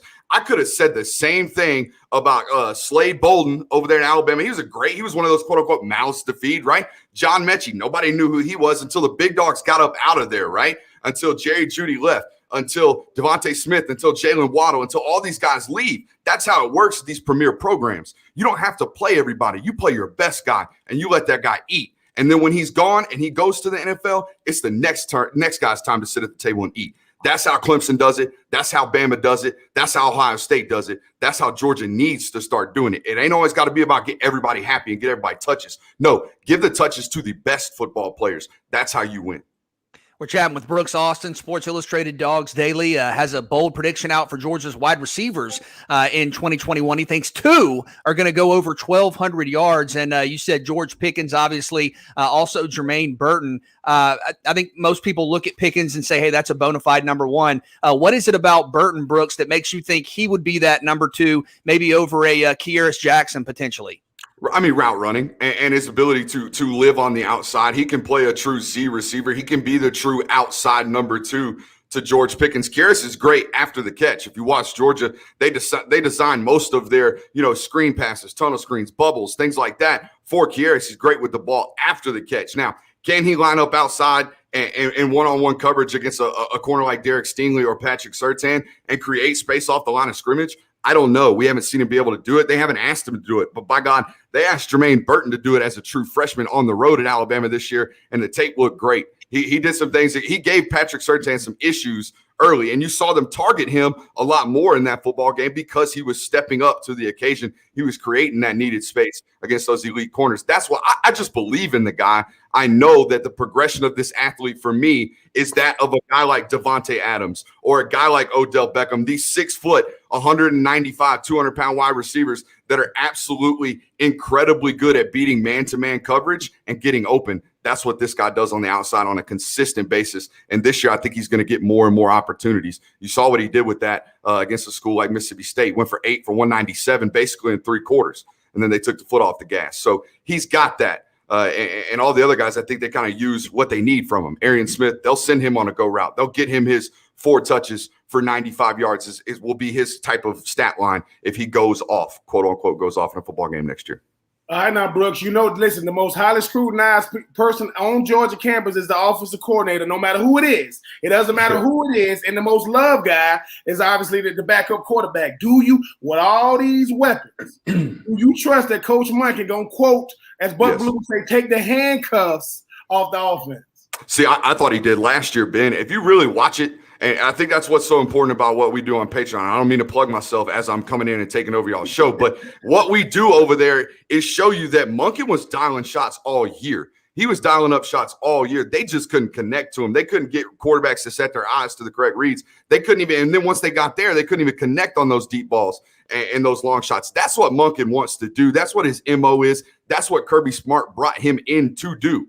Okay, to run the risk reward offense that Tampa did. Now, don't turn it over like Jameis did while he was there, but I want the explosivity of it. I want you to throw shots. I want us to average, 8 or 9 explosives per game, as they always say. I want us to be explosive. That's what they want to do. And last year, Monken did that. Just didn't complete it. It's all not always on the coordinator. And that's why, it's hard to sit there and watch him go up to Kentucky and score 14 points and sit on your hands and go, oh, well, Monken stinks. We need to fire this guy. Like, yeah, that's easy. But when you actually look at it and watch it, there's certain things that happened that game that made him call the game in which he did. I'm a full believer in Monken. All right, Brooks, 30 seconds here. If Georgia does have 2 guys that go over 1,200 yards receiving next year, what does that mean for them on the season?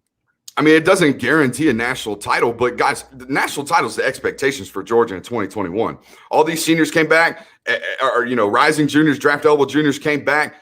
You've got all the weapons there possible. You got one question, and that's at corner. But guess what? You've got some of the best pass rushing you've had in a long time at Georgia now, stepping up on that defensive line group to help with some of that pressure and save you on the back end. Yeah, it's national title or bust, in my opinion, and it's set up perfectly for them. Everybody else is rebuilding right now, literally everybody.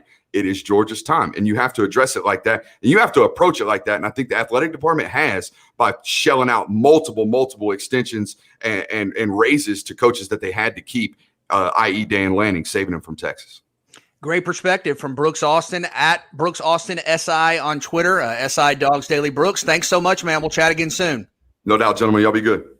Good perspective. And guys, that's something to think about. I like the bold predictions. Anybody can say, hey, I think Georgia's going to be good offensively, but 2 1,200-yard receivers, woo, that would be something. We'll come back with more 3 and Out on the Southern Pigskin Radio Network.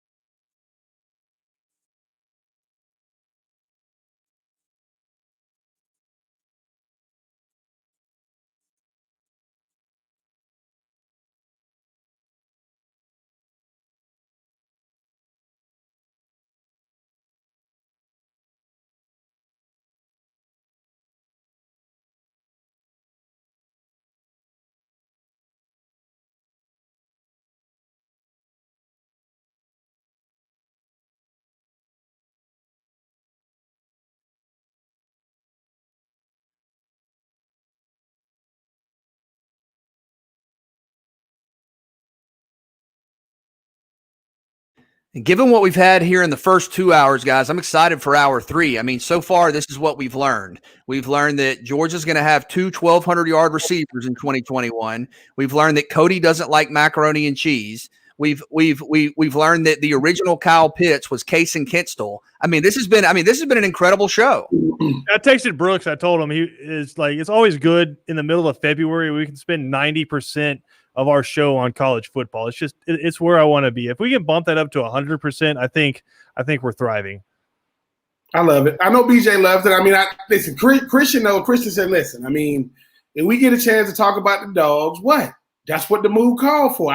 They just jumped out here at me. But no, Brooks is always good, man. Brooks said, look, doesn't guarantee a national championship. Brooks but I kind of want my bold take to come true no matter what. Well, I think he kind of teased what we're going to talk about around 5:30, BJ, right? That it might be wide open for Georgia because there is a lack of star power at a certain position. Yeah, we're going to get to that. Also, Javante Middleton, team captain for the Citadel, will join us. Javante and the Citadel taking on Mercer in Macon in a big SoCon game this weekend. A couple of former 912 stars captains in that one. Javante Middleton out of Jenkins for the Citadel and Michael Campbell out of McIntosh County Academy for Mercer. So a cool local tie there. We'll get into that, chat with Javante, and we'll talk some more college football. Coming up the final hour of 3 and Out all across the Southern Pigskin Radio Network, ESPNCoastal.com.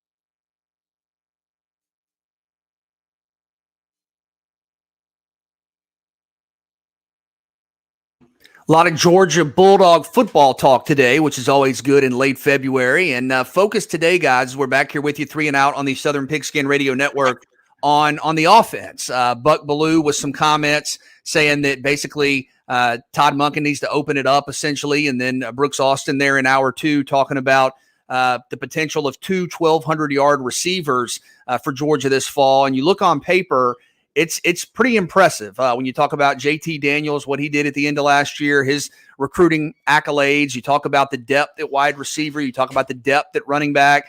You talk about the emergence of some players along the offensive line, including Warren McClendon.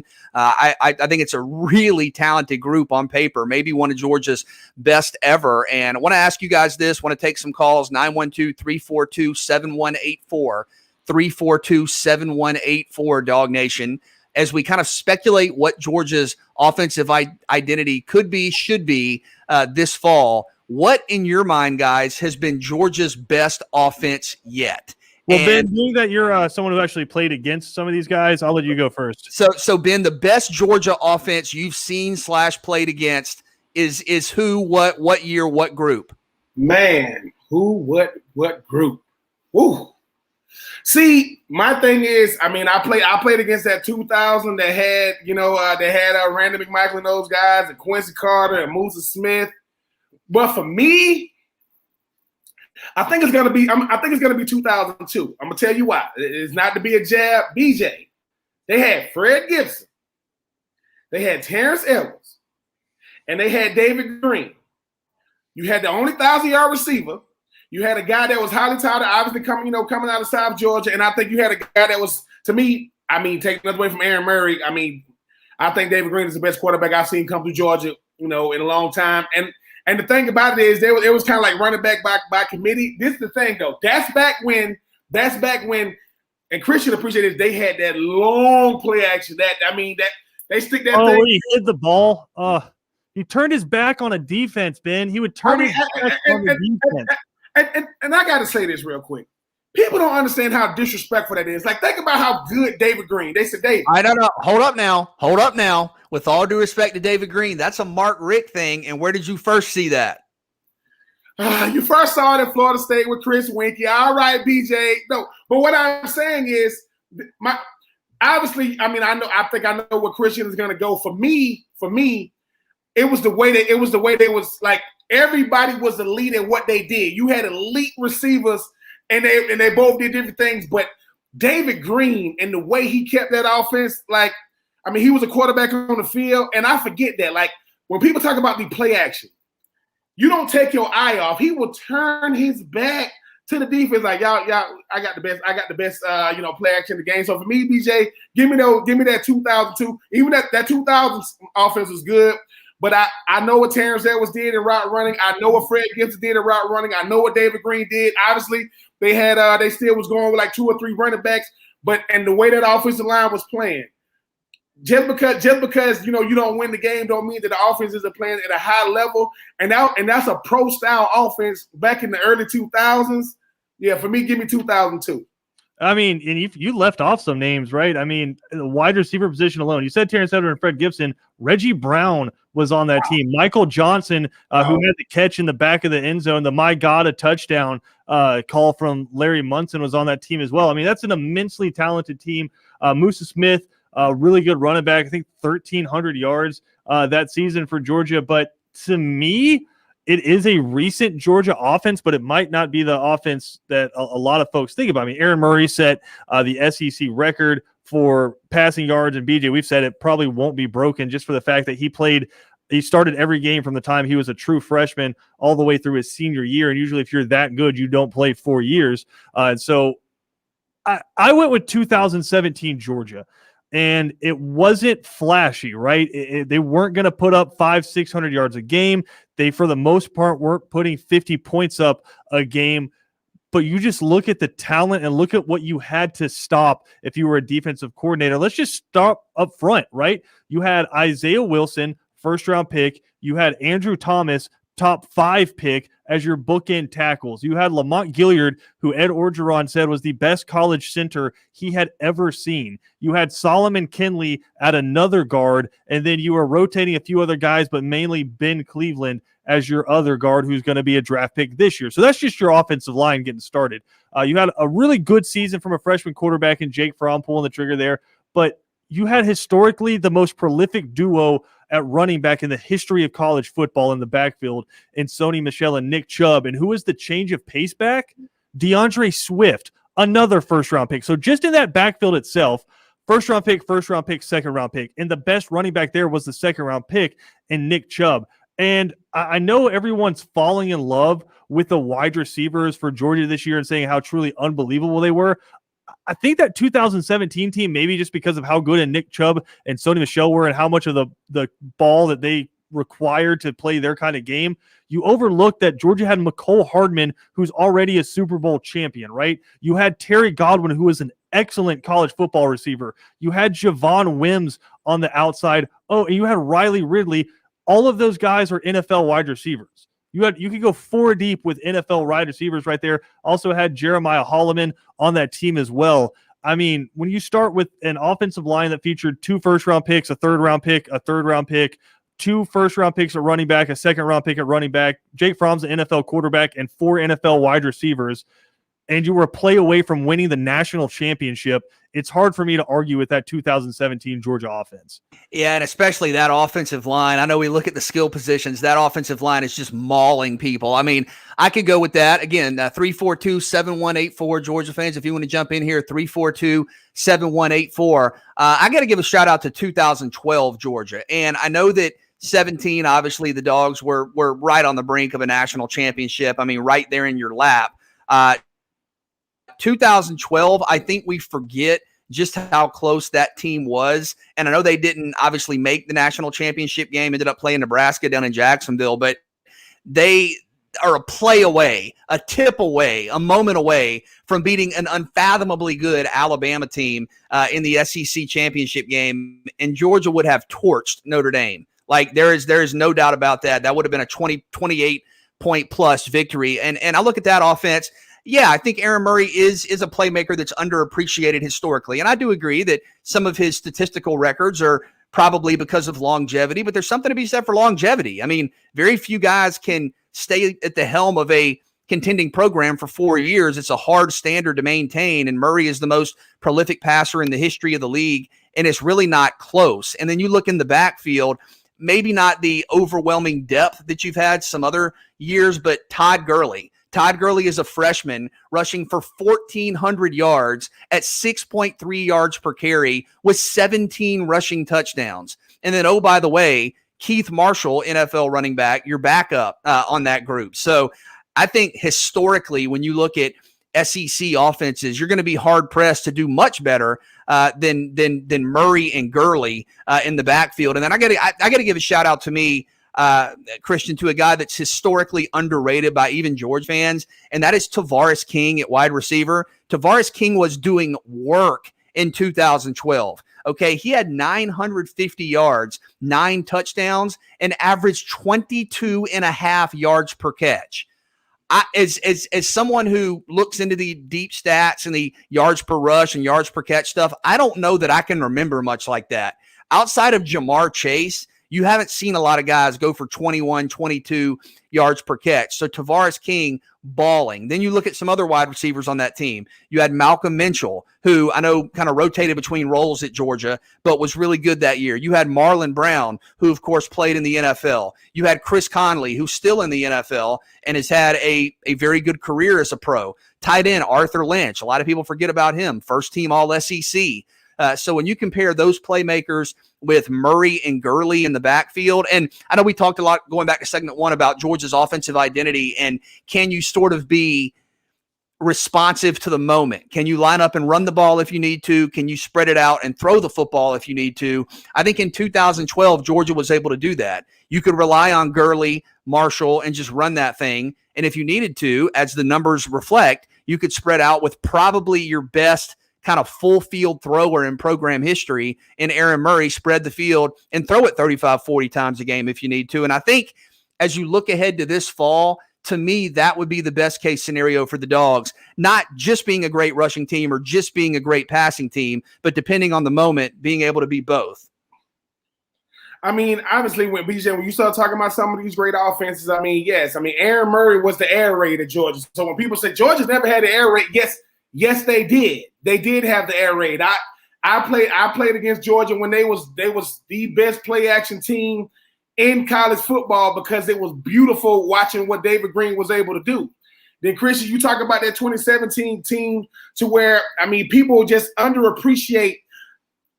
DeAndre Swift had to be a beast to even get snapped. Sony Michel and Nick Chubb, they had to come in and say, y'all going to share the wealth. But listen, that means DeAndre Swift was doing work in practice against that defense. I mean, Roquan Smith for those guys, look, man, I'm sorry, I got to get out here on the field. So it shows that, you know, you talk about this tradition at Georgia, it goes back a long ways. Obviously, you know, I'm biased when I played against some Georgia teams because of the Quincy Carter, David Green, DJ Shockley. You know, you had some really, really good quarterback play. I just think that now, Christian, it's going to come down to JT Daniels, right? It's going to come down to he has to be the one to say, listen, all right, Coach Monken, I get it. I will decide how I distribute the ball. I will decide how this offense goes because there are no excuses. Yes, Jake Fromm is the best quarterback we've seen of recent years with Georgia, but his surrounding cast was better than he was. He just didn't mess it up. JT Daniels, Pickens, Burton, Jackson, and, you know, Washington and all these running backs, it's going to come down to him. I think he's ready for the moment because, like I said, you do not transfer from USC to come to Georgia if you do not want smoke. So I'm looking forward to seeing him go out there and make it happen, but he got some big shoes to fill, not just at the quarterback position, but these offenses that Georgia has put out here in recent years. There is one offense I want to talk about because it might not be the best offense. It was really good. It won an SEC championship, but it's got the names that I think will make Georgia fans smile. You know, there's certain teams and certain players where you just hear their name as a college football fan. It makes your heart warm. I don't know. This might be the top of that for Georgia fans, period, right? DJ Shockley in 2005 led that offense to an SEC championship, obviously throwing the ball to Sean Bailey. But talk about the running backs, Thomas Brown, Danny Ware, and Craig Lumpkin. I mean, that's just three all-time Georgia greats right there. And, who was lead blocking for him? Brandon Sutherland at fullback. Just, it's awesome. And again, Sean Bailey, Brian McClendon, who has now become offensive coordinators for multiple Georgia rivals. But Brian McClendon out there catching balls. Muhammad Massaquoi as a freshman on that team, right? Leonard Pope and Martrez Milner playing tight end on that team. Oh, and just I'd put this up there like maybe behind Herschel in terms of Georgia names. Just names. Max Gene Gillis, big number 74 lining up, playing offensive line for Georgia. Just a monster right there. But I did mention Herschel, and I think there's a lot of Georgia fans out there probably driving in their cars right now saying the best Georgia offense ever was just a toss sweep to 34. Like that, I mean, get out of here with the rest of the guys' name. Toss sweep to Herschel Walker, get out of the way. That's the best Georgia offense ever. Yeah, I mean, I was going to say 1980. I mean, in addition to Herschel Walker, who had, almost 1,700 yards that year. I mean, you also had a guy that some people have heard of, Lindsey Scott. You also had a couple of NFL tight ends in Norris Brown and Clarence Kay. Buck Ballou, Daryl Jones, who played in the NFL, was a freshman on that team. So, yeah, in 1980, Georgia knew what it was doing. But I'm glad you mentioned the fullbacks, man. Shout out to Georgia fullbacks. Sean Chappis, baby. Get after it. Sean Chappis, JT Wall, Quavon Hicks, Richard Samuel. I mean, come on, man. Hey. Go easy on Richard. Richard was a tailback. He wasn't a fullback. Okay, played a little full. Look, man, Richard. I mean, Richard almost body slammed Ben at the. The best Georgia fullback ever is Jalen Carter last year from his defensive tackle spot. I'm just saying. Well, yeah. And Quavon Hicks out of Blackshear. I mean, was a guy that did a number of things out of that fullback position. So it's interesting to think about. Quickly, we got about a minute before we got to get to Javonte Middleton. Christian, I'll ask you what is your best case scenario? Kind of surmise it for us. For what you want to see schematically out of Georgia this fall. They can pick or choose what they want to do depending on what a defense gives them.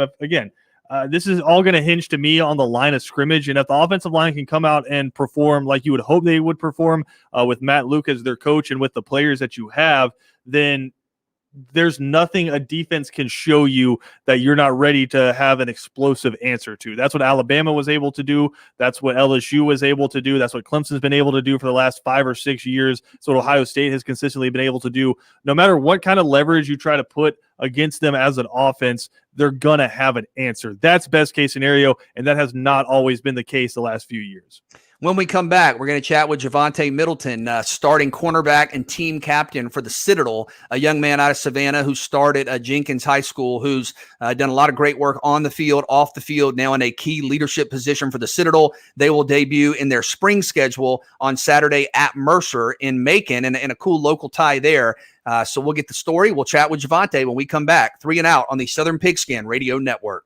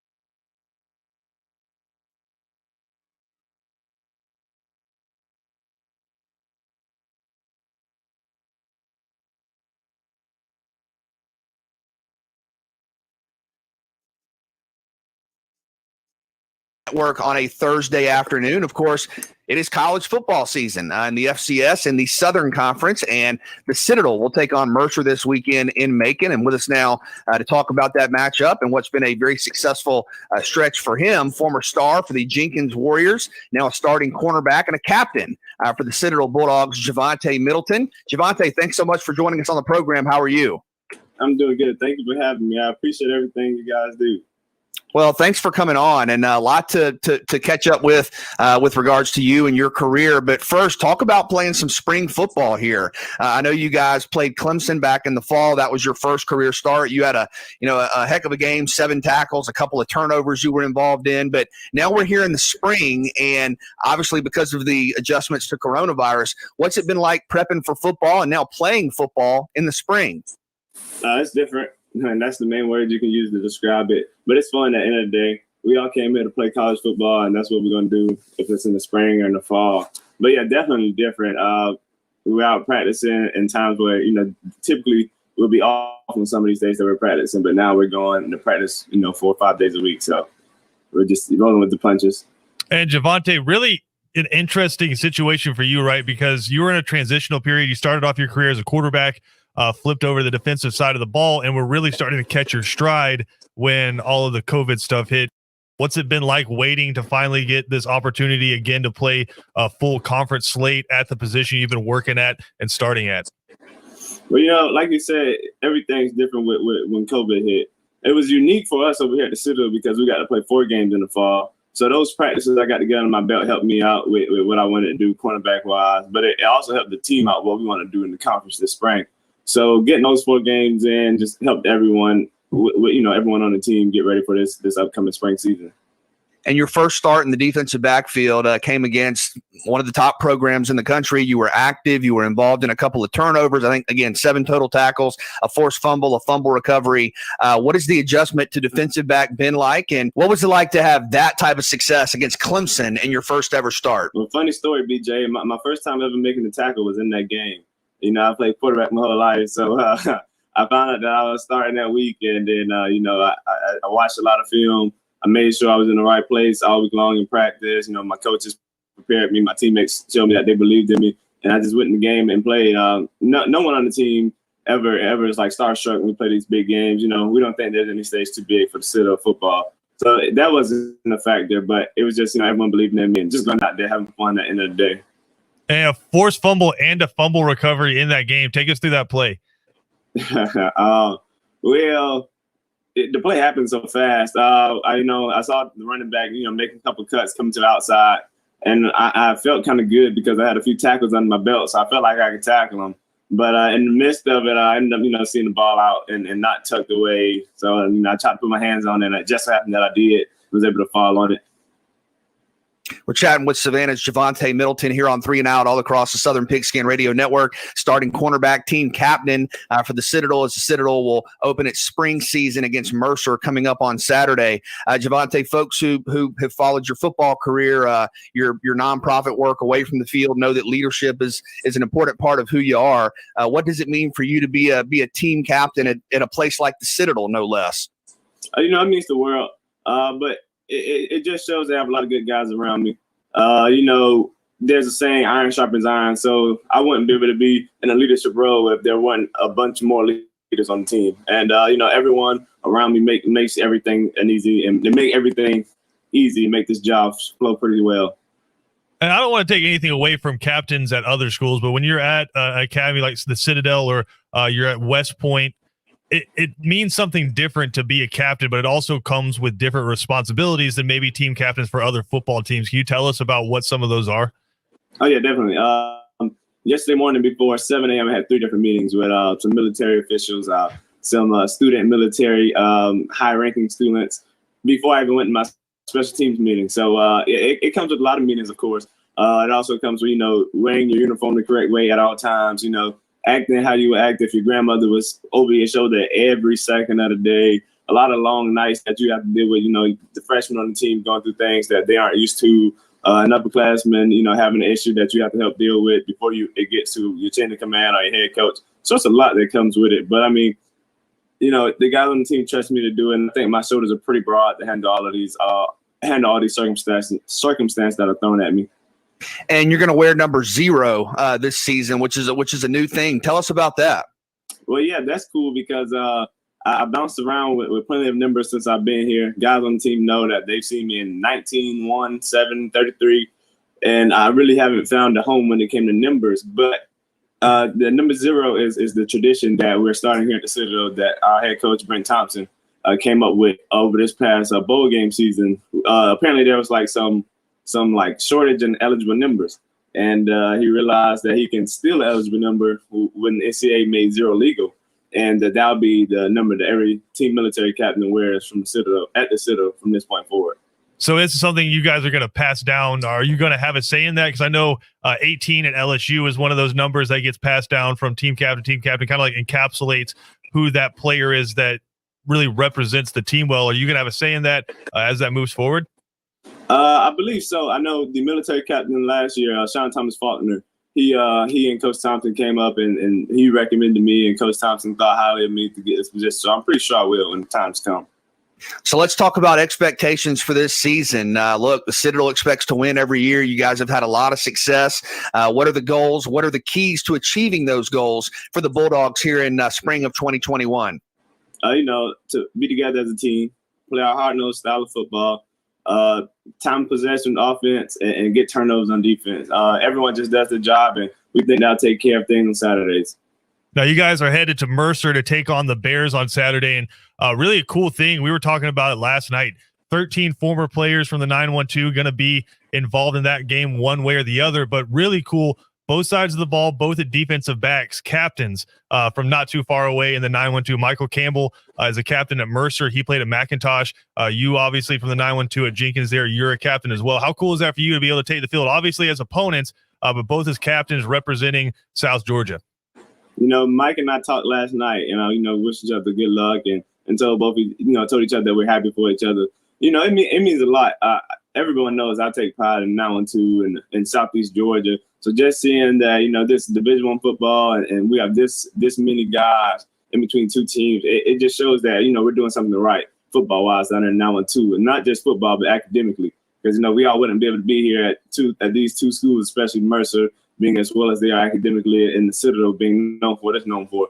Guys can't just roll into these schools. And, it shows that we take pride in what we do down there. Absolutely. And for guys like you and Michael and countless others, do you ever think about being a role model? I know you guys are so young, Javante, but a lot of student athletes look up to you guys. A lot of people are proud of y'all's success on the field, off the field. Is that something you allow yourself to think about at all? I've thought about that, and that's why I pride myself on doing the right thing. I want the young guys that come up after me, that are coming up now there, now into the Savannah and Southeast Georgia area, to just always do the right thing. Because when you do that, no one can take that away from you. Everyone knows if you're doing the right thing, then you won't get in trouble. So, I just always try to do the right thing. All right, man, give us a scouting report from Mercer. They like to sling the ball around a little bit. Pretty balanced team, but they'll throw it around a little bit, so some targets coming your way. Give us a scouting report. At the Citadel, we respect the heck out of all our opponents, especially SoCon guys. They're a tough team. We've been trying to scout them up, so we're just going to go in and try and play our game and maintain that. That's some coach speak right there, BJ. I was going to say, man, I'm telling you, he's gonna take over the program one day. But no, great perspective. Team captain, check him out wearing number 0. Former superstar, obviously for the Jenkins Warriors, a great ambassador out of Savannah. Before you kick him out of here, you didn't mention one thing, and inside all of that resume, at the top of it, former ESPN Coastal intern. Used to be on Junior Sports Center back in the day. So I got a couple of sports questions for Javante that I need some takes on. You played against the guy who's projected to go number 1 in the draft, Trevor Lawrence. Is he the best quarterback in this draft class? Yes, he is. He's also a Georgia guy. So, we all take pride in being from the state of Georgia. But I think he is. He throws the ball really well. He does a lot really well. So I think he is number 1 quarterback in this draft class. All right, who's your NBA MVP right now? Oh, Colin Sexton. Colin Sexton? I'm a big Colin Sexton fan. He's obsessed with the game of basketball, and to be as good as he is, and I want the young guys that are in Savannah that love basketball, I want them to realize just how obsessed he is with the sport. So, all right, finally, should Trae Young have been an all-star? Yes. There you go. Simple answers, BJ. Simple. Hey, look, man, you average 29 and 10 or whatever it is. I like it. But Javonte Middleton, again, former star for the Jenkins Warriors and a great ambassador out of the 912, the Savannah area. Team captain for the Citadel and the Bulldogs taking on Mercer in a big SoCon game coming up on Saturday. Javonte, congratulations on all your success. Thanks so much for coming on, and we wish you the best of luck moving forward. Thank you so much. Thank you for having me.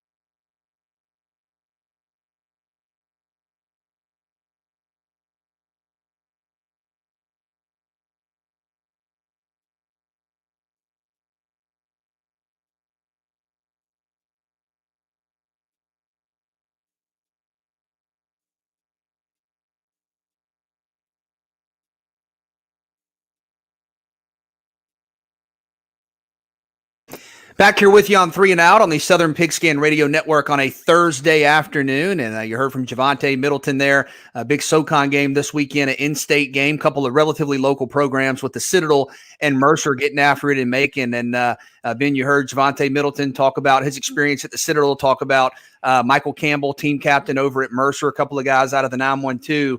I know just with your career in college professionally, and then I know your just incredible heart that's always on display with your philanthropic work. I know guys like Mike, guys like Javante, who are just complete student athletes and take advantage of every opportunity. I know that's something you're so proud of. Absolutely. I mean, Javante Middleton, I mean, you don't meet young men like that, had been blessed enough to be able to say, I know Javante, met him before he was getting ready to come out of Jenkins and head up to the Citadel. And then he kind of said it real quick, but Christian knows this, to go from one position your whole life to a total different position in college is not the easiest transition. I know people that can't even go from, slot receiver, from outside receiver to slot receiver, let alone go from quarterback to cornerback. And to be able to talk about wearing number 0 and passing that tradition on, having the supported from his teammates. You can't say enough about a guy like Javante. The Citadel is not going to have regular workload BJ that other colleges have, but to be able to play against somebody you grew up around in the 912, to be captains. I was blessed enough my senior year to be able to play against Arkansas Titus Peoples, a guy I grew up in his house with his mom, Sister Christine Peoples, the pastor of Victory Temple Church of Reconciliation in Swainsboro, Georgia. And that's what you remember the most. I've never ever been no stat guy. I never ever cared about the praise and the accolades, but 2 boys from Swainsboro. One play D tackle, one play tight end. And there we are, playing against each other at Arkansas. It don't get no better than that, BJ. And I know you talked about him being a role model. Sometimes that's something you have to grow into. Javante Middleton came out the womb ready. This kid, look, man. I mean, obviously, I meet Javante. I'm like, oh, there you go. Oh, you got green eyes. Huh? Okay, all right. You a model? Oh, okay. No, I'm just saying, I can't be proud enough. I mean, I get to say I know a guy like Javante. I get to say that, I got a chance to see Javante doing. You talking about philanthropic work, BJ? He was doing it in high school. I got a chance to go to one of his events, and that's what I am who I am because of people like Javante who give my life purpose. It's bigger than just what I've done. The University of Florida is great. NFL is great. If I'm not passing it on to a guy like Javante and don't tell him, hey, I can do it, you can do it because I can do it. No, even if I didn't do it, I'm gonna give you every resource I have so you can do it because of either I'm the man leading the way or I need to get the hell out of the way. For guys like Javante, and I don't mind doing that, I'm gonna do it to the end. And happy to see this young man career flourish because I know what it's like to want to play your position and then be told I got to move. And guess what? Move to a cornerback position, still starting. That is not by coincidence. That has to do with everything up here and less to do with your athletic ability. Looking forward to seeing this young man continue to thrive because that number 0 in college football, ladies and gentlemen, that's the new it number. That number is, you got to be nice with that 0 on your chest. Well, and then as Christian mentioned, talking about the game, I think 12 912 prep products going to play in this Citadel Mercer game on Saturday. What's that? 13? 13. Yeah, 13. Get this number right. No, man, that's right. So dudes coming out of programs right here. That's going to be a great game on Saturday and a big game in the Southern Conference. And again, a couple of captains out of the 912 in Javante and Michael Campbell for the Mercer Bears. But guys, looking at college football for this fall, one of the interesting storylines, and I don't know that maybe we fully appreciate it, is sort of the lack of not only star power at the quarterback position, but the lack of star power at the quarterback position at big name programs. And I'm not even asking this to casual fans. I mean, I don't know the answer. Who's the quarterback at Texas? Who's the quarterback at Notre Dame? We think we know, but is Bryce Young going to be the guy at Alabama? Is DJ Uiagalelei ready to be full-time, full go at Clemson? Ohio State, Michigan. I mean, you're looking around the country, there are quarterback questions at signature programs. We think Emory Jones is ready, but you don't have a proven commodity there. Kind of a two-part question, Ben. Do we fully appreciate what we've just had in college football with Lawrence and Fields? And, you think about the Oklahoma quarterbacks, the guys that have come through there, Mac Jones and Tua, Joe Burrow. Do we appreciate what we have just seen? And are we in for kind of a couple of years, if you want to use this word, rebuilding at the quarterback position? No, we don't appreciate it. We have been spoiled because the thing, and once again, I keep referring to Christian, man, because when you in these locker rooms, it's something when a guy lives up to the hype, right? Oh, this Trevor Lawrence guy, this Tua guy, this Joe Burrow guy. You know, it's something when you live up to it because that means that it wasn't hype. That was just information that you needed to know about what you was about to see. Hype is what you have to give a guy when you don't know who he is and the hype train outlives, it's bigger than him. But BJ, we're getting back to now you got to make a name for yourself. See, we'll see what happened at Clemson and Notre Dame and Alabama and LSU. We think that's the norm. That's not the norm. That's the exception. Now guys are going to be able to say, man, I didn't know this seat was this high. I didn't know it was this much pressure. I didn't know that trying to cut, because whatever you do at the school you at will fall into the footsteps of the previous guy. So whoever's that, I seen, you talking about Brennan and those guys, BJ, you talking about different guys, you talk about Emory Jones, talk about JT Daniels. See, now JT Daniels going to learn about Aaron Murray because you're supposed to be the new air raid. Wait a minute, you're going to compare me to the most prolific passer, obviously in the SEC history, the most yards. Yep, because that's what you're walking into. And I appreciate the fact that these young guys were ahead of their time. Tua changed the way we look at quarterbacking at Alabama. They got away from the run for this guy. Mac Jones benefited from Tua. Joe Burrow wanted to outplay Tua. Trevor had to deal with Tua, Burrow, and Fields. And he's coming behind Deshaun. So you appreciate these guys for being able to have it mentally, being mentally strong, because BJ, you know what it is. They big-time quarterbacks, and when they don't live up to it, we are going to destroy them. That's what we do, right? But when they live up to it, we got to praise them. So I think Sam Howell got a chance, but BJ, once again, he's at a program that's trying to trend upward. I don't know who's going to be the next great one. You got a lot of guys, etching their name down, say, I want to be the next great quarterback. But I just think now we're going to get back to they're going to talk about the quarterback position, but are they leading the way how they have been the last, 4 or 5 years? Yeah, BJ, I said this on Second Down. I can't remember the last time you looked at Texas, Ohio State, Michigan, and you don't know who at least one of their starting quarterbacks are going to be. I mean, you really don't know that. I mean, I'm sure the fans have their assumptions, right? And they all have 5-star quarterbacks that are ready to jump in there, but none of them are those superstars. And I think a lot of it in college football is you need that year of equity before your superstar year, right?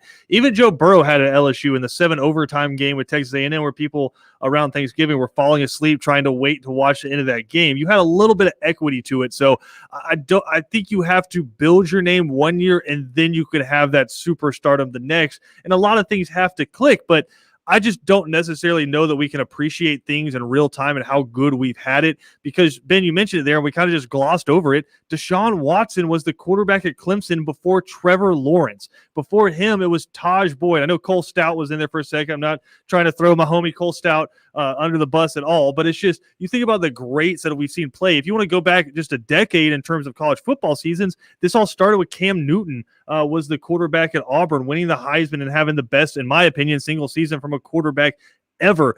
Interspersed inside of all that is, as we said, Deshaun Watson. I mean, say what you will, maybe he wasn't Tua, but you had A.J. McCarron at Alabama winning national championships. And so I just don't know that with Joe Burrow and the Deshaun Watsons and the Justin Fields and the Baker Mayfields, right? Spencer Rattler might be the most recognizable quarterback in college football next year, and he's probably the 4th best quarterback they've had in the last 4 years. Jalen Hurts, Kyler Murray, and Baker Mayfield. So eventually it's just different positions, right? Eventually you're just going to come around to a year where there's no superstars. But in terms of college football this last decade, we've been truly blessed because you've had a guy who's been hyped up and lived up to the hype, and we've had multiple of them. I mean, think about the college football semifinals that we've gotten. We've got Justin Fields versus Trevor Lawrence twice. We got Tua versus Trevor Lawrence, right? We've had some truly amazing college football semifinals. We had Jake Fromm versus Baker Mayfield. We've had some amazing quarterback matchups in the semifinals. So I think we really need to take a step back and appreciate that and understand that, look, there are some really talented quarterbacks coming back, but none of them, I think, have the superstardom of 3 or 4 guys that have left, 5, 6 guys that have left in the last couple of years. That's why, real quick, that's why I think that, when you talk about, Sony Michel was walking beside Garrison Hurts, right? And Sony Michel said, yeah, my daddy was telling me about Garrison Hurts, and I didn't even know who you was. That's disrespectful. You know why? And that's not Sony Michel's fault. BJ, we got to get to a point to where, like, Spencer Rattler, you have to walk in the room and there go Kyler, there go Hurts, right? There go Baker saying, "You ready?" Because you need to know what you're doing, not just playing in Oklahoma. You know, and that kind of stuff is important to me because I'm sorry, I love Deshaun, and I love Kelly Bryant, and I love Trevor. But they do not get to eat until Taj walks in.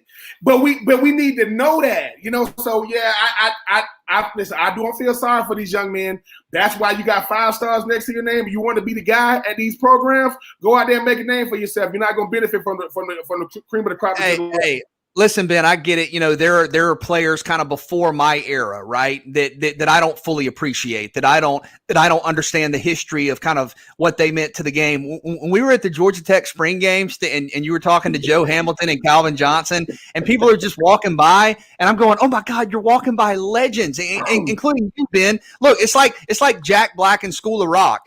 If you play college football, you got to have this on your class schedule: college football history, college football tradition, All-American history. It's like there are so many greats, and I mean, we could spend all day talking about it, but yes, what we have just seen at the quarterback position is an unparalleled era.